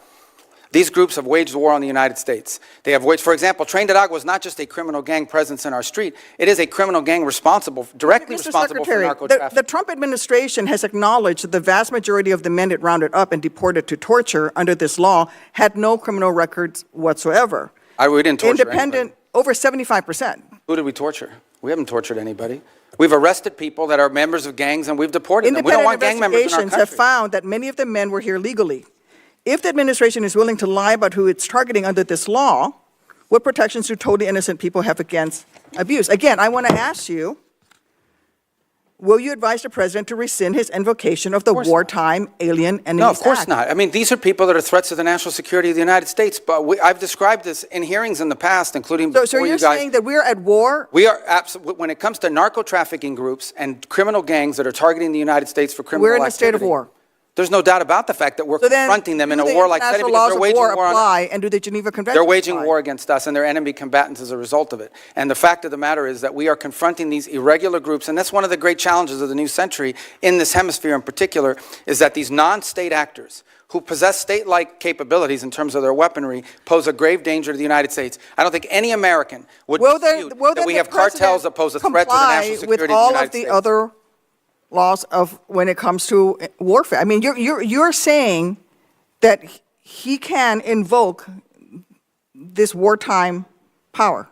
No, I'm saying, you're asking me, I'm here to discuss foreign policy and what's in the realm of the Department of State. Well, I think your questions are better directed to the Department of Justice. Enemies Act, but I would tell you that. Which is a wartime, which is something that but you're asking me a question said can be invoked during wartime. But you're It's asking only me a been question invoked during the War of 1812, World War I, and World War II. It's only been invoked 3 times, and this president is invoking it. Okay, you're asking me a question about the domestic application of a law that's best directed to the Department of Justice. It's not a complication. Because you're asking me something to opine on something that's in the realm of the Department of Justice in terms of its domestic application. I can tell you that the United States is most certainly confronting terrorist and criminal organizations operating in our hemisphere that pose a grave danger to the United States. Anyone who believes that gangs that flood our country with fentanyl or cocaine are not threats to the United States is not living in reality and certainly does not reflect the opinion of most Americans. The president already said that he was ready to put American troops in Venezuela again. So we're at war right now. So if things don't go well with the Chavistas you've empowered, when did the president say he was going to put troops in Venezuela? A military option, putting you in, what is your criteria for returning to a military option and putting boots on? Well, I don't recall the president saying he was going to put troops in Venezuela. Where did he say that? I'm asking you, what are your... But that's what you said. I didn't remember the president has already said that he was ready to put American troops in Venezuela. No, I think the president has said that he retains the right as commander-in-chief to protect the United States against any imminent threats. Maybe that involves troops, maybe that involves air power. We hope, but we don't anticipate that being the case in Venezuela. I worry that you are playing fast and loose with our nation's Well, I just gave you testimony here. I just want to conclude by saying... Yeah, but I just gave you testimony of how well things are moving forward, not as fast as everybody would like. But you also said that in 6 or 9 months, if things don't go well, you're going to have to do something else. And the president's already said that he's not ruled out the military option. And you've also just said that, yes, we are at war. The president has wartime powers. But every president retains the power to use military to protect... So it's reasonable for me to ask you... And I gave you a very specific example. Every president retains the right to defend the United States against an imminent threat. Yes, if there are just give you an example, Iranian drones deployed in Venezuela that could threaten the United States, we most certainly will address that, even if it's located in Venezuela. But we hope we don't get to that point. We don't expect to get to that point. We're not trending in that direction. That's a fact. But that said, on the one hand, people are unhappy we're cooperating with Venezuela. In yet another forever war, Mr. Secretary. We don't need to be in another forever war. And that is the path that we are going towards. And let me just say... Well, how are we going towards a forever war if we're dealing with Delcy Rodriguez every day? Option. You're not going to ask him to rescind his invocation of the Alien Enemies Act. That puts Americans in jeopardy. And let me just say something about the president's recent comments about NATO allies. When I served in Iraq, There were Polish forces there with us. There were British forces there with us. There were Spanish forces there with us. I personally landed in Elzi, España, which came under direct attack by insurgents. Polish troops who have worked with the Illinois military, with the Illinois National Guard for 30 years, died in Afghanistan, Mr. Secretary. All the president wants is for NATO to have more our NATO capabilities. allies have stood beside us. He wants our allies to have more and we need to maintain the strength of that alliance. I get it. Not all the president wants is our Your time's allies. up. Not making much progress here. Well, let me just say, the president just wants our allies to have more capabilities to be involved in operations like that, God forbid, in the future if necessary. That's not an unreasonable he said request. That they stayed a little behind, and they certainly did not come to our defense. And Well, not every country in Europe, not every country in NATO participated in those missions. Some did. Denmark suffered some of the greatest military casualties. There's no doubt that many of our allies have stepped forward and provided assistance to us, and there are many others that simply don't have the capability to do it now or in the future. That's not what the president said. Well, that's what he was pointing to. Thank you, Mr. Chairman. Thank you, Secretary Rubio, for being here. I also want to thank you for reaching out to me the night of the execution of the arrest warrant against Nicolas Maduro. I could tell when we talked that you had been up all night, and it was kind of you to reach out to me and describe what had happened that evening.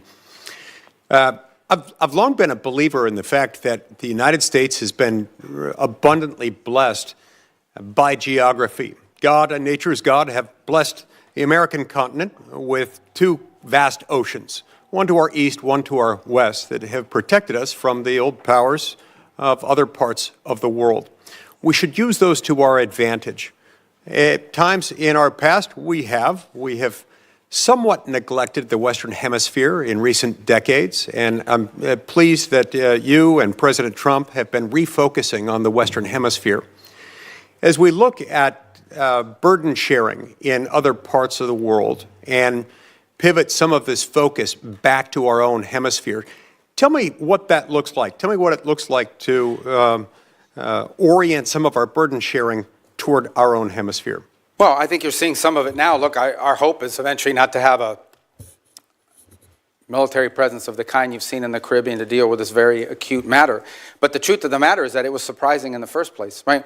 If these ships and these assets were deployed in the Indo-Pacific or in the Mediterranean or in the Middle East somewhere, no one would blink an eye. They say, well, that's normal. That's what we always do. The fact that they were deployed in the Western Hemisphere was a shock to everybody because we haven't done it. In fact, according to Southcom, they've rarely have ever had assets permanently deployed to them. They may have been transiting through at some point, but not permanently deployed, to deal with a very acute matter. And that is, and these are, these things become interrelated here at some point, but they are separate in many ways. And it's part of what I was trying to explain to Senator Duckworth.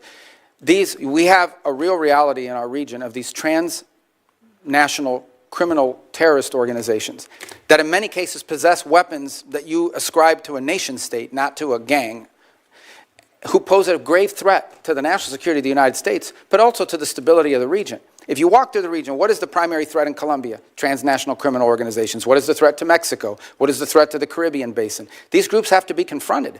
They have to be confronted forcefully. What's the threat in Haiti? To systemic collapse. And that is these criminal gangs that basically control territory and threaten the ability to even form a government there in that regard. So it's endemic throughout the region, and it ultimately impacts the United States through mass migration, through drug trafficking, and other related criminal organizations. And so we need to have a force posture that can confront that, and that can provide assistance in conjunction with other partners. We also need more countries that are willing to cooperate with us and collaboratively work on these things, the way Ecuador is now doing, the way El Salvador has done, the way Trinidad and Jamaica and other countries, the way we historically have done with Colombia, by the way, and continue to do in many respects. So we hope Venezuela will be one of those. Imagine if a future, or even the current interim authorities, or a future legitimate government of Venezuela cooperated with the United States against Tren de Aragua, cooperated with the United States against the ELN, the FARC, and the drug trafficking organizations. How much easier it would be to confront these challenges that we face. But it will require some force posture in the region. I think the one area, if your question is in the context of NATO, the one area we have to recognize is that we need to have a presence in the Indo-Pacific. Many of you travel overseas and are constantly being told by our Indo-Pacific allies they want to see a sustained commitment of the United States to the region. We still have obligations and needs that we need to address when it comes to the Middle East. We have a growing threat of the rise of terrorism potentially in the African continent. And then, of course, you point to the Western Hemisphere. So that doesn't mean we're abandoning NATO or abandoning Europe. It does mean that we are going to have to, at some point, readjust our force posture in the world to deal with all of these realities.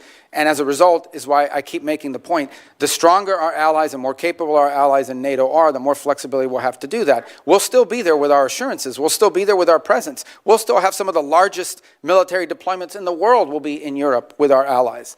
But we are going to need some flexibility to do this over time. And we've told this to our allies, and we told them there'll be no surprises. And most of them understand it, frankly, they do. And that's why they're moving very quickly in many cases to rearm and reinvigorate themselves. Over the last 5 to 10 years, we've seen China gain pretty significant footholds by historical standards in South America, in Central America, in parts of the Caribbean. Sometimes this occurs simultaneously with and in the same places as drug cartels. Places where drug cartels are the strongest. How would you describe the connection between those two things? Are they correlated, or is there causal? Well, the correlation may be to the extent that you have, usually when you have strong narco organizations or drug trafficking organizations, you also have very weak states that are, in some cases, vulnerable to corruption. So the general Chinese practice has been, you go into a country, you offer to build a bunch of stuff that you end up building poorly. And to get that contract, you do it. Vistaprint prints everything to get your brand in front of your fans, like t-shirts, water bottles, and totes. So everyone can gift it, work in it, and take it. Whether it's one of a kind or one for your whole team, if you need it, we print it with 20% off for new customers at Vistaprint.com. Shows up with a deal, and no Western company shows up with a deal that's affordable, and so they go with Huawei because they want to have 4G, not to mention 5G. Huawei provides a product that's not the best, but it's good enough, and they can afford it. And it's subsidized by the Chinese government. So we've seen that play out in place after place. It became quite acute, for example, in the Panama Canal Zone, where a Chinese company ended up owning both ports on the Pacific and on the Caribbean side and Atlantic side of that canal, which is of grave concern to the United States. So I do think you've seen their presence, largely through economic means over time, create leverage over nations in the country who become emboldened and either trapped in debt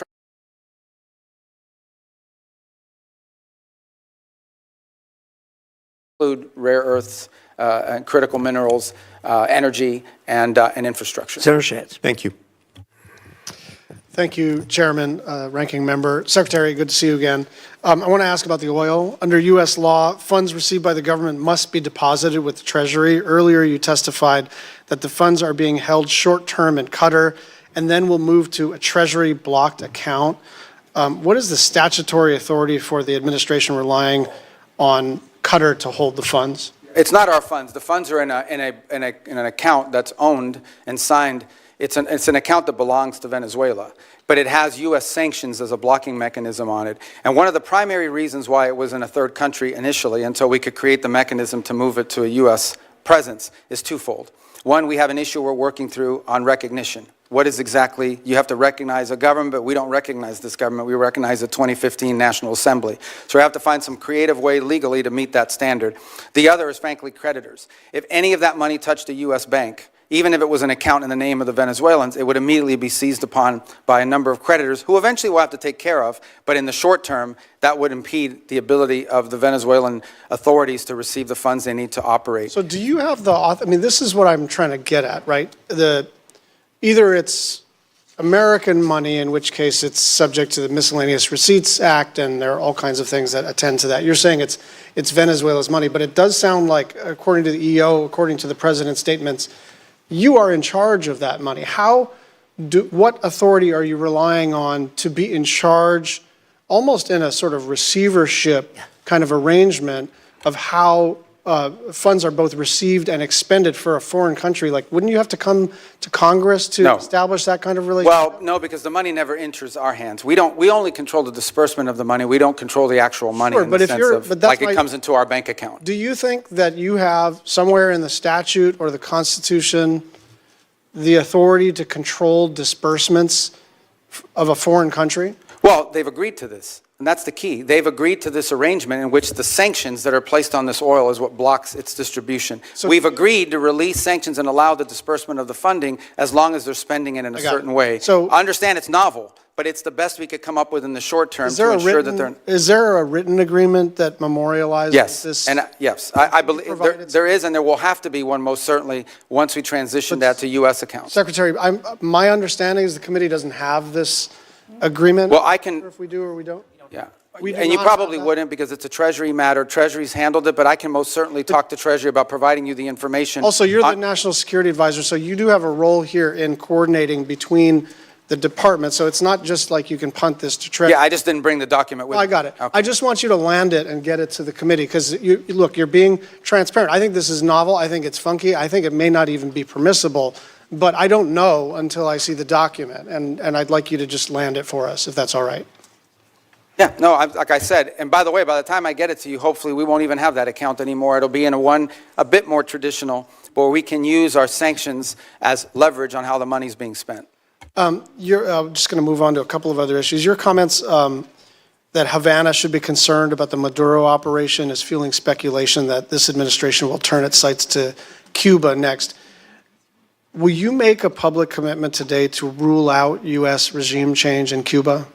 Regime change? Yes. Oh, no, I think we would love to see the regime there change. We would like to, that doesn't mean that we're going to make it change, but we would love to see it change. There's no doubt about the fact that it would be of great benefit to the United States if Cuba was no longer governed by an autocratic regime. But you know what we mean by regime change. We don't mean, I wish someone else were in charge. When we talk about regime change, we're talking about using the power of the United States, usually kinetic power, but often other kinds of coercion. And I'm not even saying that that's always not in our interest. I'm just saying, I'm not asking you whether we would prefer a different kind of government. I'm asking whether you are trying to precipitate the fall of the current regime. Yeah, but that's statutory. The Helms-Burton Act, the U.S. embargo on Cuba is codified. It was codified in law, and it requires regime change in order for us to lift the embargo. Okay. We have not received any information on the Board of Peace. Do you commit to informing us about what the heck this is? Yeah, it's a Board of Peace. Thank you. Well, I mean, I'll just note that Albania, Armenia, Azerbaijan, Bahrain, Belarus, Bulgaria, Cambodia, Egypt, Hungary, Indonesia, Israel, Jordan, Kazakhstan, Kosovo, Morocco, Mongolia, Pakistan, Paraguay, Qatar, Saudi Arabia, Turkey, UAE, Uzbekistan, and Vietnam. There are a lot of countries with whom we normally work very closely and with whom we are aligned geopolitically and in terms of values that are not on the Board of Peace. And so I think it's reasonable for us to wonder whether something in terms of a, I don't know, competitive structure to sort of either undermine the UN or circumvent the UN. I just worry that a lot of our friends are not on that list, and some of our adversaries are. So, to 2 points. The impediment that they have is, first of all, it was chartered by the UN. I mean, the UN, it's a UN resolution that actually created the mechanism by which the board was set up. And the primary and sole focus of that board right now is to administer Phase 2 and Phase 3 of the plan in Gaza. Okay. And we welcome, all these countries have been invited. Some in Europe have chosen not to join it, either because they have constitutional, they require constitutional approval of their parliament in order to join, depending on some leaders. Like, for example, I'm thinking there are a couple countries in Europe that could not join until they got permission from their vote. In other cases, because they are concerned about what you just pointed out. They argue and they want to know, is this a replacement for the UN? This is not a replacement for the UN, but the UN has served very little purpose in the case of Gaza, other than the food assistance. And so we think it's critical to have something that's in charge of that. One final 10-second question. We are hopefully about to enact appropriations law either this Friday or soon after that. And I just want your commitment to work with my team and anyone else who has jurisdiction on the implementation of the SFOPS bill. Yes, of course, and we're very happy you're about to pass it. Even if you pass none of the other budgets, you should pass that one. Thank you, I agree. You could have gone a little further than that, Secretary. Senator Curtis. Thank you, Mr. Chairman. Thanks, Mr. Secretary. Thank you for your service. You and I overlapped in the Senate by only a couple of days, and as a result, I've only had the luxury. Those are my 2 best days in the Senate. As a result, I've only had the luxury of watching you from a distance, but I will tell you unequivocally, I'm grateful for your role. I believe unequivocally that you and President Trump have made the world a safer place. I push back on the false narrative that we're we're not respected. I think we're respected far more than we were around the world. And so I'm grateful for that. I don't know how you get around the world the way that you do. You must have some type of superpower, and I'm grateful for the time you've spent with us this morning. Now, all of that said, I do have a basic concern that I'd like to raise with you. I now chair the Western Hemisphere, which you previously chaired, the subcommittee. And I'm often struggling to get briefings, clear information, or meaningful cooperation from the administration and the State Department. Let me give you 3 specific examples. I suspect most of these are out of your visibility, so I want to bring them to your attention. Senator Kaine and I, who's the ranking member, tried to do a hearing on Venezuela late last year. We were told the State Department would not participate in that hearing.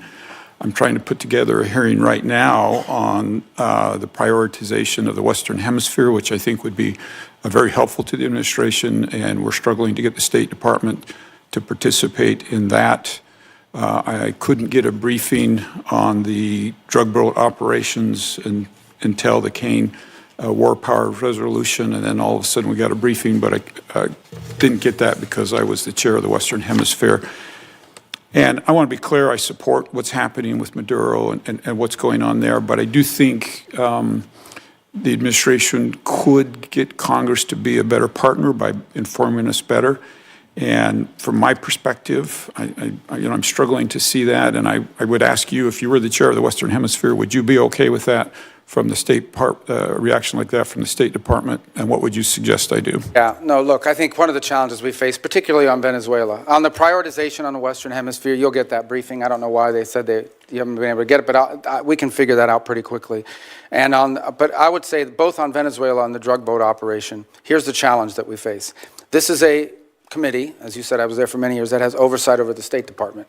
The drug boat operation, which I support, but is not a State Department operation.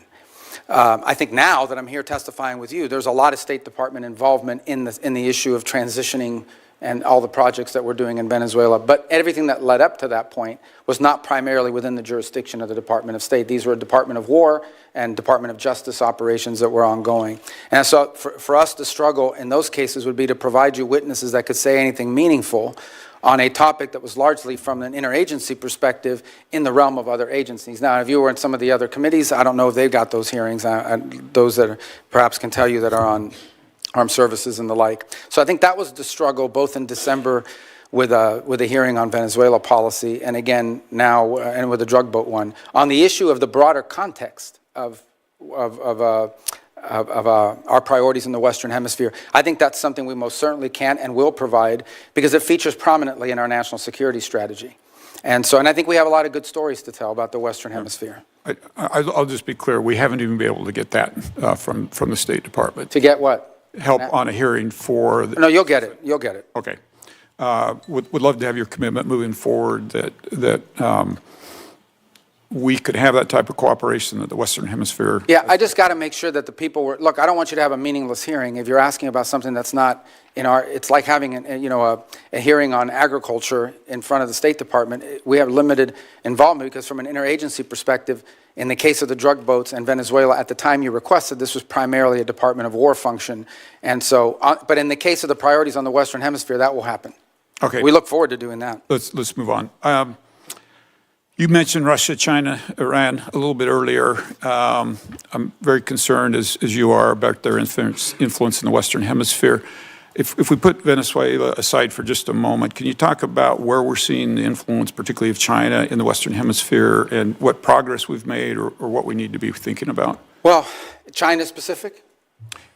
All of them are important, yeah. but specifically on China. I mean, look, when Iran and Russia...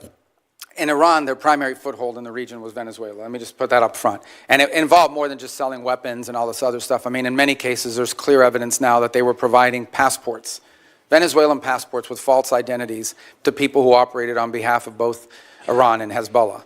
And so deep concerns about that, and that needs to stop and end. In the case of Russia, their primary presence of influence in the region is Venezuela and to some extent Nicaragua and Cuba, which is where they operate. In the case of China, they do have a presence in Cuba.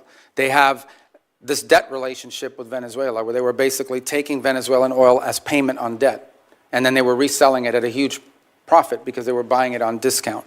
That is now obviously ended. And if their debt is legitimate, a future Venezuelan government will have to address it and deal with it as part of a broader restructuring of their debt. But in the short term, that is now ended. But the primary way that China plays in the Western Hemisphere is through commercial relations. They engage themselves in a country. They're very interested in telecommunication. They're very interested in building and controlling key infrastructure. They're very interested in critical mineral rights. And they've secured many leases for many years because of neglect on our part in allowing them to do that. And it's given them leverage and a presence in many of these countries. I will say that I think that influence in our hemisphere has eroded over the last year.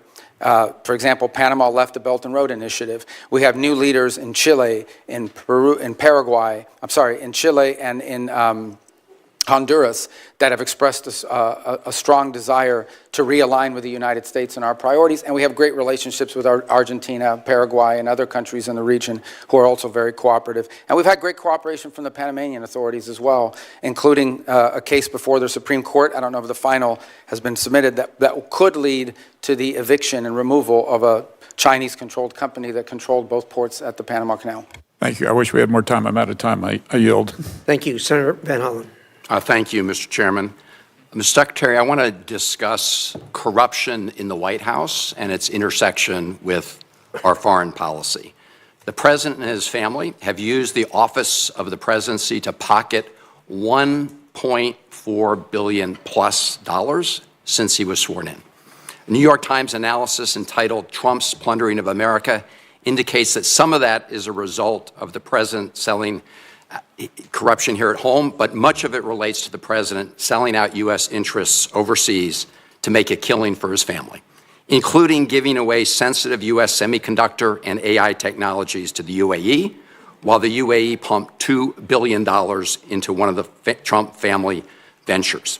And then there are all the other Trump deals that are intertwined with tariff or foreign policy matters. Golf courses in Saudi Arabia and Vietnam, Trump hotels and office buildings in other countries. And of course, there's the $400 million jet from Qatar. The list goes on and on. By any measure, this is the most corrupt administration in American history. We also see the president wielding U.S. power overseas in a way that advances the interests of his billionaire buddies at the expense of American interests. It was Ron Lauder, who has business ventures in Greenland, who reportedly first put the idea of grabbing Greenland into President Trump's mind. And in the case of Venezuela, President Trump has said he talked to oil executives about toppling Maduro and going into Venezuela before anyone in Congress knew. We know that in President Trump's mind, deposing Maduro was not about stopping the flow of fentanyl or drugs in the United States. He cut the budget for DEA. He pardoned the former Honduran president convicted of drug running. And the new president, Delcy Rodriguez, has herself been long suspected by DEA of being involved in drug smuggling. She's also a longtime hardened communist leader, so this operation certainly was not about bringing more freedom and democracy to Venezuela. In fact, the president told us what it was all about at his big press conference after seizing Maduro. The president said it was about oil, oil, oil. He used the word oil 19 times, never mentioned democracy, or freedom, or human rights. And so the pattern of corruption is clear.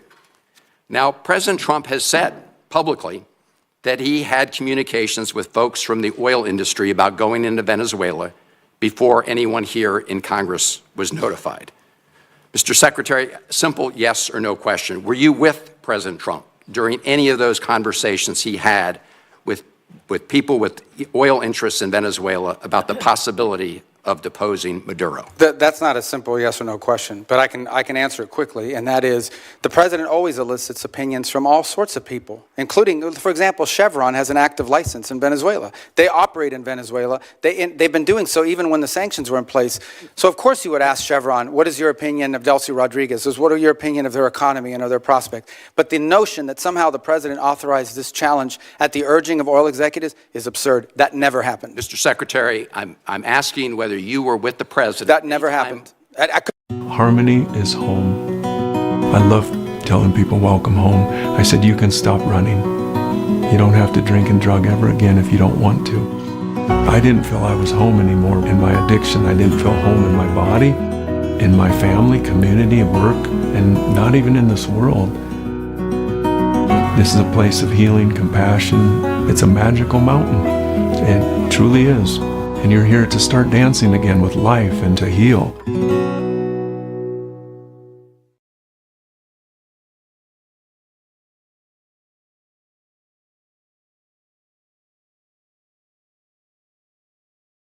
Did you or President Trump have any communications with Paul Singer about Venezuelan oil in the months leading up to the military action in Venezuela? I can tell you I did not, and I would be very surprised what the president did in that regard. And in fact, that Singer position that you've outlined, which is not just him but other creditors, was actually, was blocked. We don't want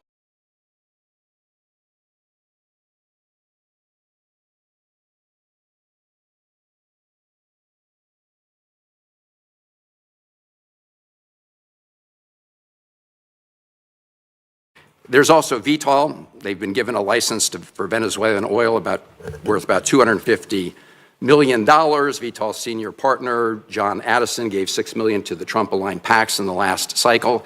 And the list goes on, Mr. Secretary. And I have to say that when you have the President of the United States himself, after taking Maduro, get up and say this was about oil, oil, oil, it does make all of us ask the question whether he put men and women in the U.S. military at risk simply so he could grab that oil. Well, that oil, yeah, and I don't know if you were here. I think you were here the whole hearing. I don't think you had left.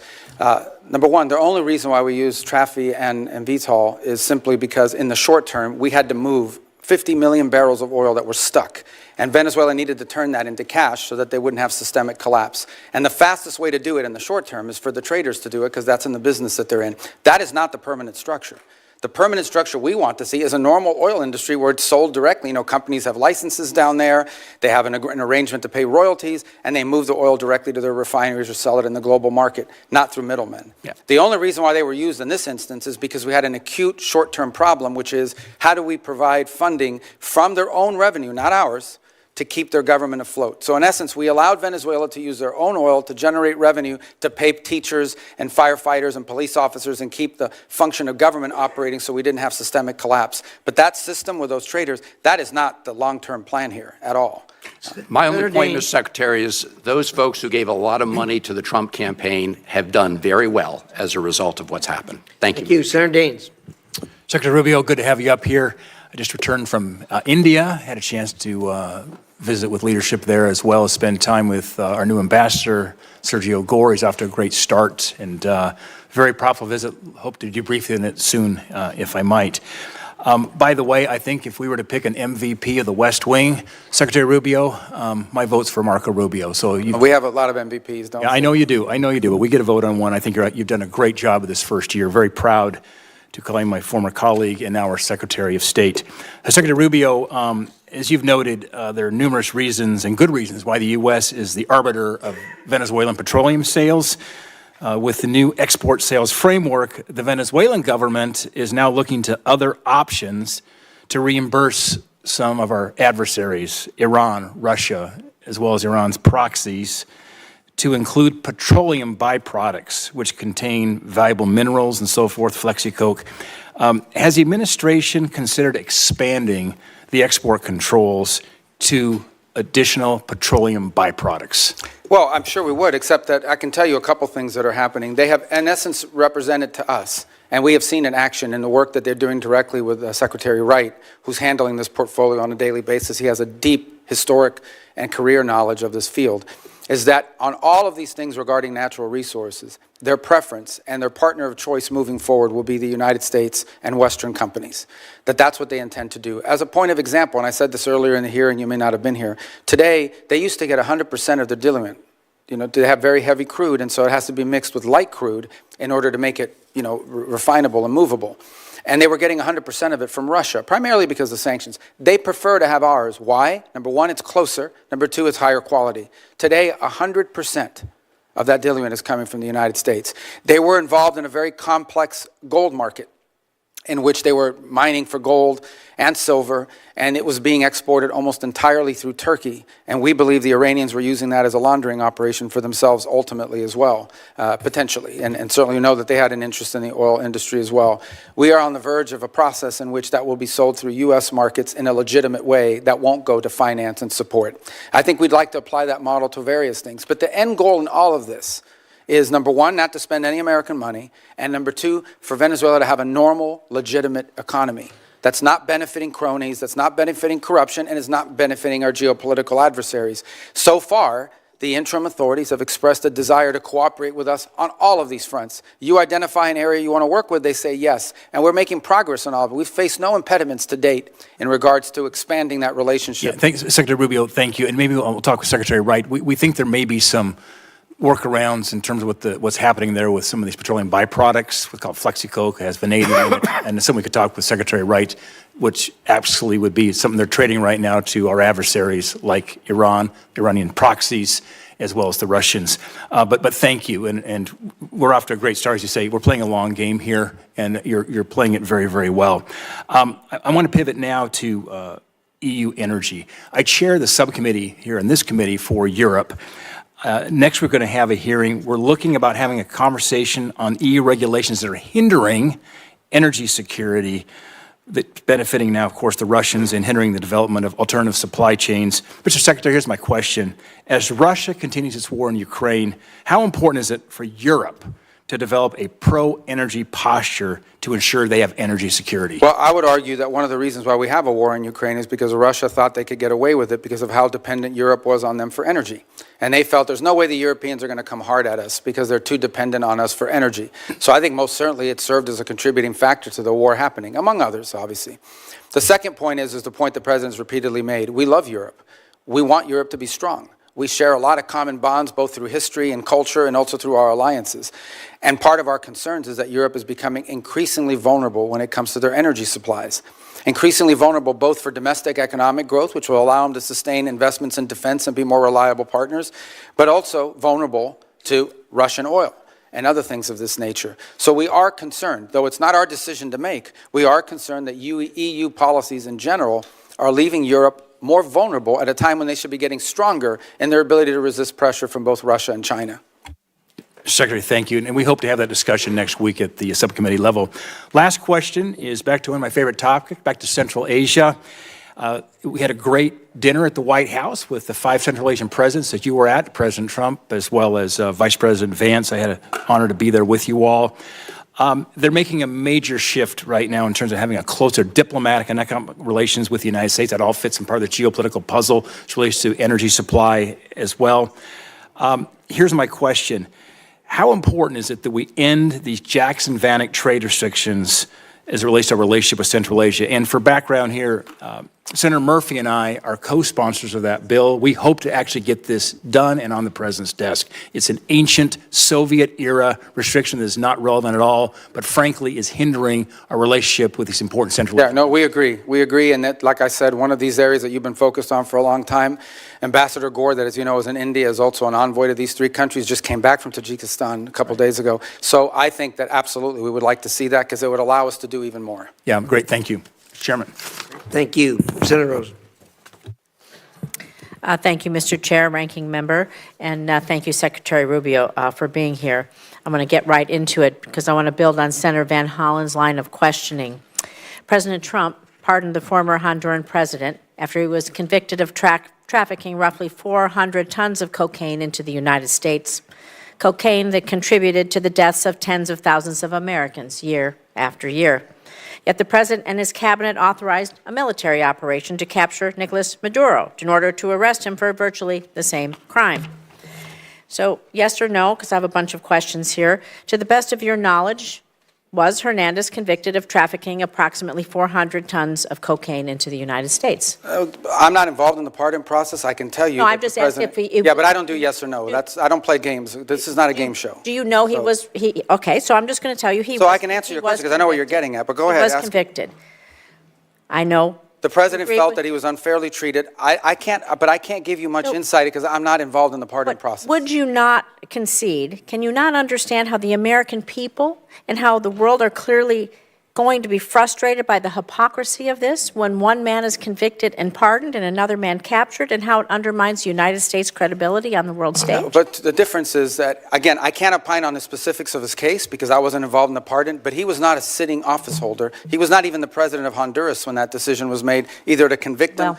The difference between him and Nicolas Maduro is he was actively engaged in narco trafficking. It was an ongoing endeavor. I think it does undermine our credibility, but I'm going to move on to some foreign policy decision-making here, because despite the fact that you famously or infamously have numerous jobs in the administration, your Secretary of State, your National Security Advisor, it is increasingly unclear who's actually directing U.S. foreign policy under President Trump. We have a Special Envoy Witkoff. He's reportedly conducted Russian-Ukraine talks in Switzerland beyond your awareness. He and Jared Kushner have been described as managing the president's Gaza plan. Meanwhile, Ambassador Barak is leading on Syria policy, while Special Envoy Boulos is appearing to lead on our Africa policy. So I have to ask you, I know the answer to this, but I'm going to ask you, are you the lead for U.S. government on foreign policy? No. The lead on U.S. foreign policy is named Donald J. Trump, the President of the United States. On the individuals you've described, these are very valuable teams. We have if I can answer, because I think it's important. It's a legitimate question. I have the distinction, but I think both the benefit of being the National Security Advisor and the Secretary of State. As National Security Advisor, my job is to coordinate the interagency function of national security, and that involves foreign policy. So I speak to Steve Witkoff and Jared Kushner in the case of Gaza and now Russia, probably 10 times a day. We have multiple meetings and coordination. All of it is we build a team, we gather facts, we present options, and then we take them to the president. It is the president who directs the the foreign policy of the United States. That's always been the case, by the way. You can't overrule their decisions. Do you outrank the special envoys and ambassadors? Do they get your input as an example? Do they care about your input, or do they go straight to the president? There's no time in which the president has presented an option by one of us at the exemption of everybody else. It depends on the portfolio. But in every one of these portfolios, we have a team approach to this, which is the way the system is supposed to work. It's not the way it's always worked. You have had in the past tensions between the National Security Council that became operational and the Department of State. In this particular case, there's not much conflict between the two because it's the same person. And we basically, what we basically try to do in every one of these unique missions is we create a consensus team around it, and then we present the president options together. It's the president's decision, nobody else's. There's no overruling here. The president makes the decision. Our job is to present him options. Shouldn't they report to you? Shouldn't there be a line of command and a line of transparency? They report to me every day. Where does the buck stop? But they report to me every day in terms of keeping me apprised of what's happening. I give advice. I give, in some cases, direction. They involved heavily. For example, the special envoys rely almost exclusively on State Department personnel to assist them in all of their efforts. For example, on the Board of Peace, we helped them position the entire gathering last week and all of the work that's going to happen now. On every one of these issues, it's not linear. No single individual other than the president has the ability to dictate our foreign policy. Our job is to come to a consensus view on the best way forward. Where there are disputes, those are presented to the president, and he makes the decision. Let's talk about the Board of Peace then, because all treaties and statutes have to be approved by Congress, and the president is starting a new Board of Peace, and we would need that authority. The authority for the filing stems from the International Organizations Immunities Act, but it's my understanding it only provides the president with such authority when participation by the in an organization has been approved by treaty or statute. Treaties and statutes must be approved by Congress, so when will the administration be requesting Congress pass legislation to authorize the president to extend this benefits to the Board of Peace, creating the Board of Peace, and when will it be sent? Well, actually, the Board of Peace was chartered and set up by the UN Security Council through a vote of the UN Security Council as to deliberation. So it's an international organism recognized by the Security Council of the United Nations, which is something I think many of you should be supportive of, the fact that we're doing it. The president is claiming his authority is from the International Organizations Immunities Act, and this law only provides the president authority when U.S. participation has been approved by treaty or statute. I know my time is up. Please consider working with us to do these things. You know what it is to be a senator. You know what that collaboration and cooperation mean. And I think that all of us expect that respect from you and would really appreciate it. Thank you. Thank you, Senator Rosen. Secretary, you've been very generous with your time. We have just a few comments to wind up here. Senator Shaheen. Yes, I agree. Thank you. I hope that you will come more often before this committee. But I just wanted to clarify a couple of things. One is that under the CASE Act, the State Department is required, as are other agencies, to give documents like the one that Senator Schatz was raising for the agreement between Venezuela and the U.S. to this committee. We have not yet received it, so I hope that we will see it in the near future. The other thing, with respect to the exchange between you and Senator Rosen, I can tell you that we have, as the minority staff, requested on multiple occasions updates from the State Department on the special envoy's negotiations on the Ukraine war with Russia, and we have been denied access to any of that information. I would hope that, number one, that would be available, because I think everybody's interested in trying to support efforts to end this war in Ukraine. This should not be an adversarial position. And number two, I would also hope that, like Senator Curtis, that you would be willing to have someone from state come before the committee. We have not had a hearing on negotiations over the war in Ukraine since I've been on this committee since the president took office. And so I hope you will make that commitment to come, have state come and be part of a hearing on the war in Ukraine and the negotiations there. Yeah, and we would love to do that, and I'll make sure that happens. And I will tell you, I can give you a brief update. I know it's late, but I don't mind. I mean, we can continue to talk about this a little bit because it's important.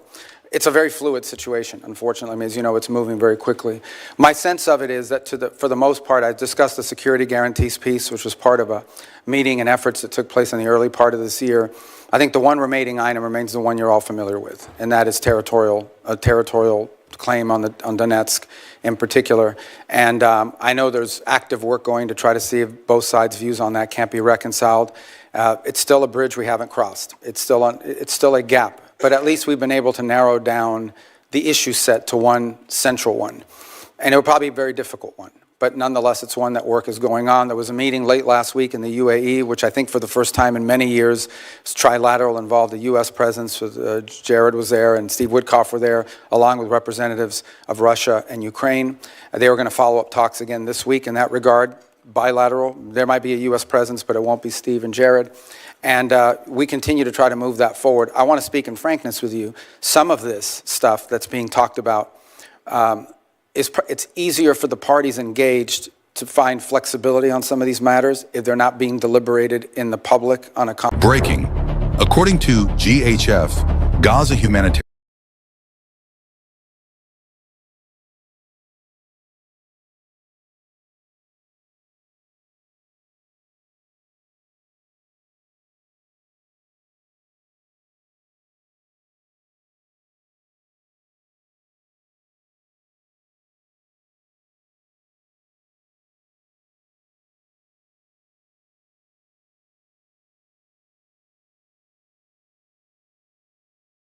development occurs. But your point is taken, and we'll be responsive to that. I appreciate that. I think the other point of a hearing is it gives people a chance to ask questions that we're hearing, as you know, from our constituents, from other people, and try and get answers. And I appreciate that it's a changing dynamic and that that's always going to be the case, and that there are issues on both in Ukraine and in Russia with respect to what comes out in public. But given the amount of money that the United States has put into supporting this effort, given the support among the American people and given the support in Congress, it seems to me that we owe people the ability to have a public hearing and to ask questions. Thank you. Thank you. I appreciate that. Secretary Rubio, I don't answer this question if you don't feel it's appropriate, but did I understand you to say that the portion of the discussions regarding settlement in Ukraine, regarding security for Ukraine, are essentially agreed to by both sides? Because that's news to me, and it's a big news item if that's a fact. Well, I think you could argue they're agreed to from our side of the equation. There's obviously a Russian dynamic at play here. And of course, any security guarantees would come into play after the conflict were to end. Of course. And so there's that component to it. But the broader point I was making is that in all these discussions about security guarantees that people are putting out there, it's pretty clear that the only security guarantee that people keep pushing forward is one that involves a deployment of some European troops on the ground, but with a very strong U.S. backstop. My point being, it was in the broader context of the NATO alliance, and that is, we have to understand that even something like that, in Europe, they don't have the capabilities of doing a real security guarantee without a U.S. backstop, which tells you the capability gap that needs to be closed. And it's one of the reasons why the president keeps pointing to NATO and its need for our partners to get stronger. And it is true, they've committed to 5% spending. That's obviously going to take some time. But that's really the broader point I was trying to make in that regard. But every notion of security guarantee that's been talked about and that the Europeans have pushed is one that requires a strong commitment by the United States as a backstop, which, in essence means we would be committed, potentially, in a conflict, in a future conflict. And that's something that I think needs to be understood in the context of what I've just described as the problems with NATO capabilities. Very clear. Thank you very much. Thank you again for your time. I'm going to leave the record open until close of business tomorrow. If there are questions, I'd appreciate it if you'd assist in getting answers to those questions. Great job. Thank you for spending the time with us. We sincerely appreciate it. The American people are lucky to have you as the Secretary of State. And with that, the meeting is adjourned.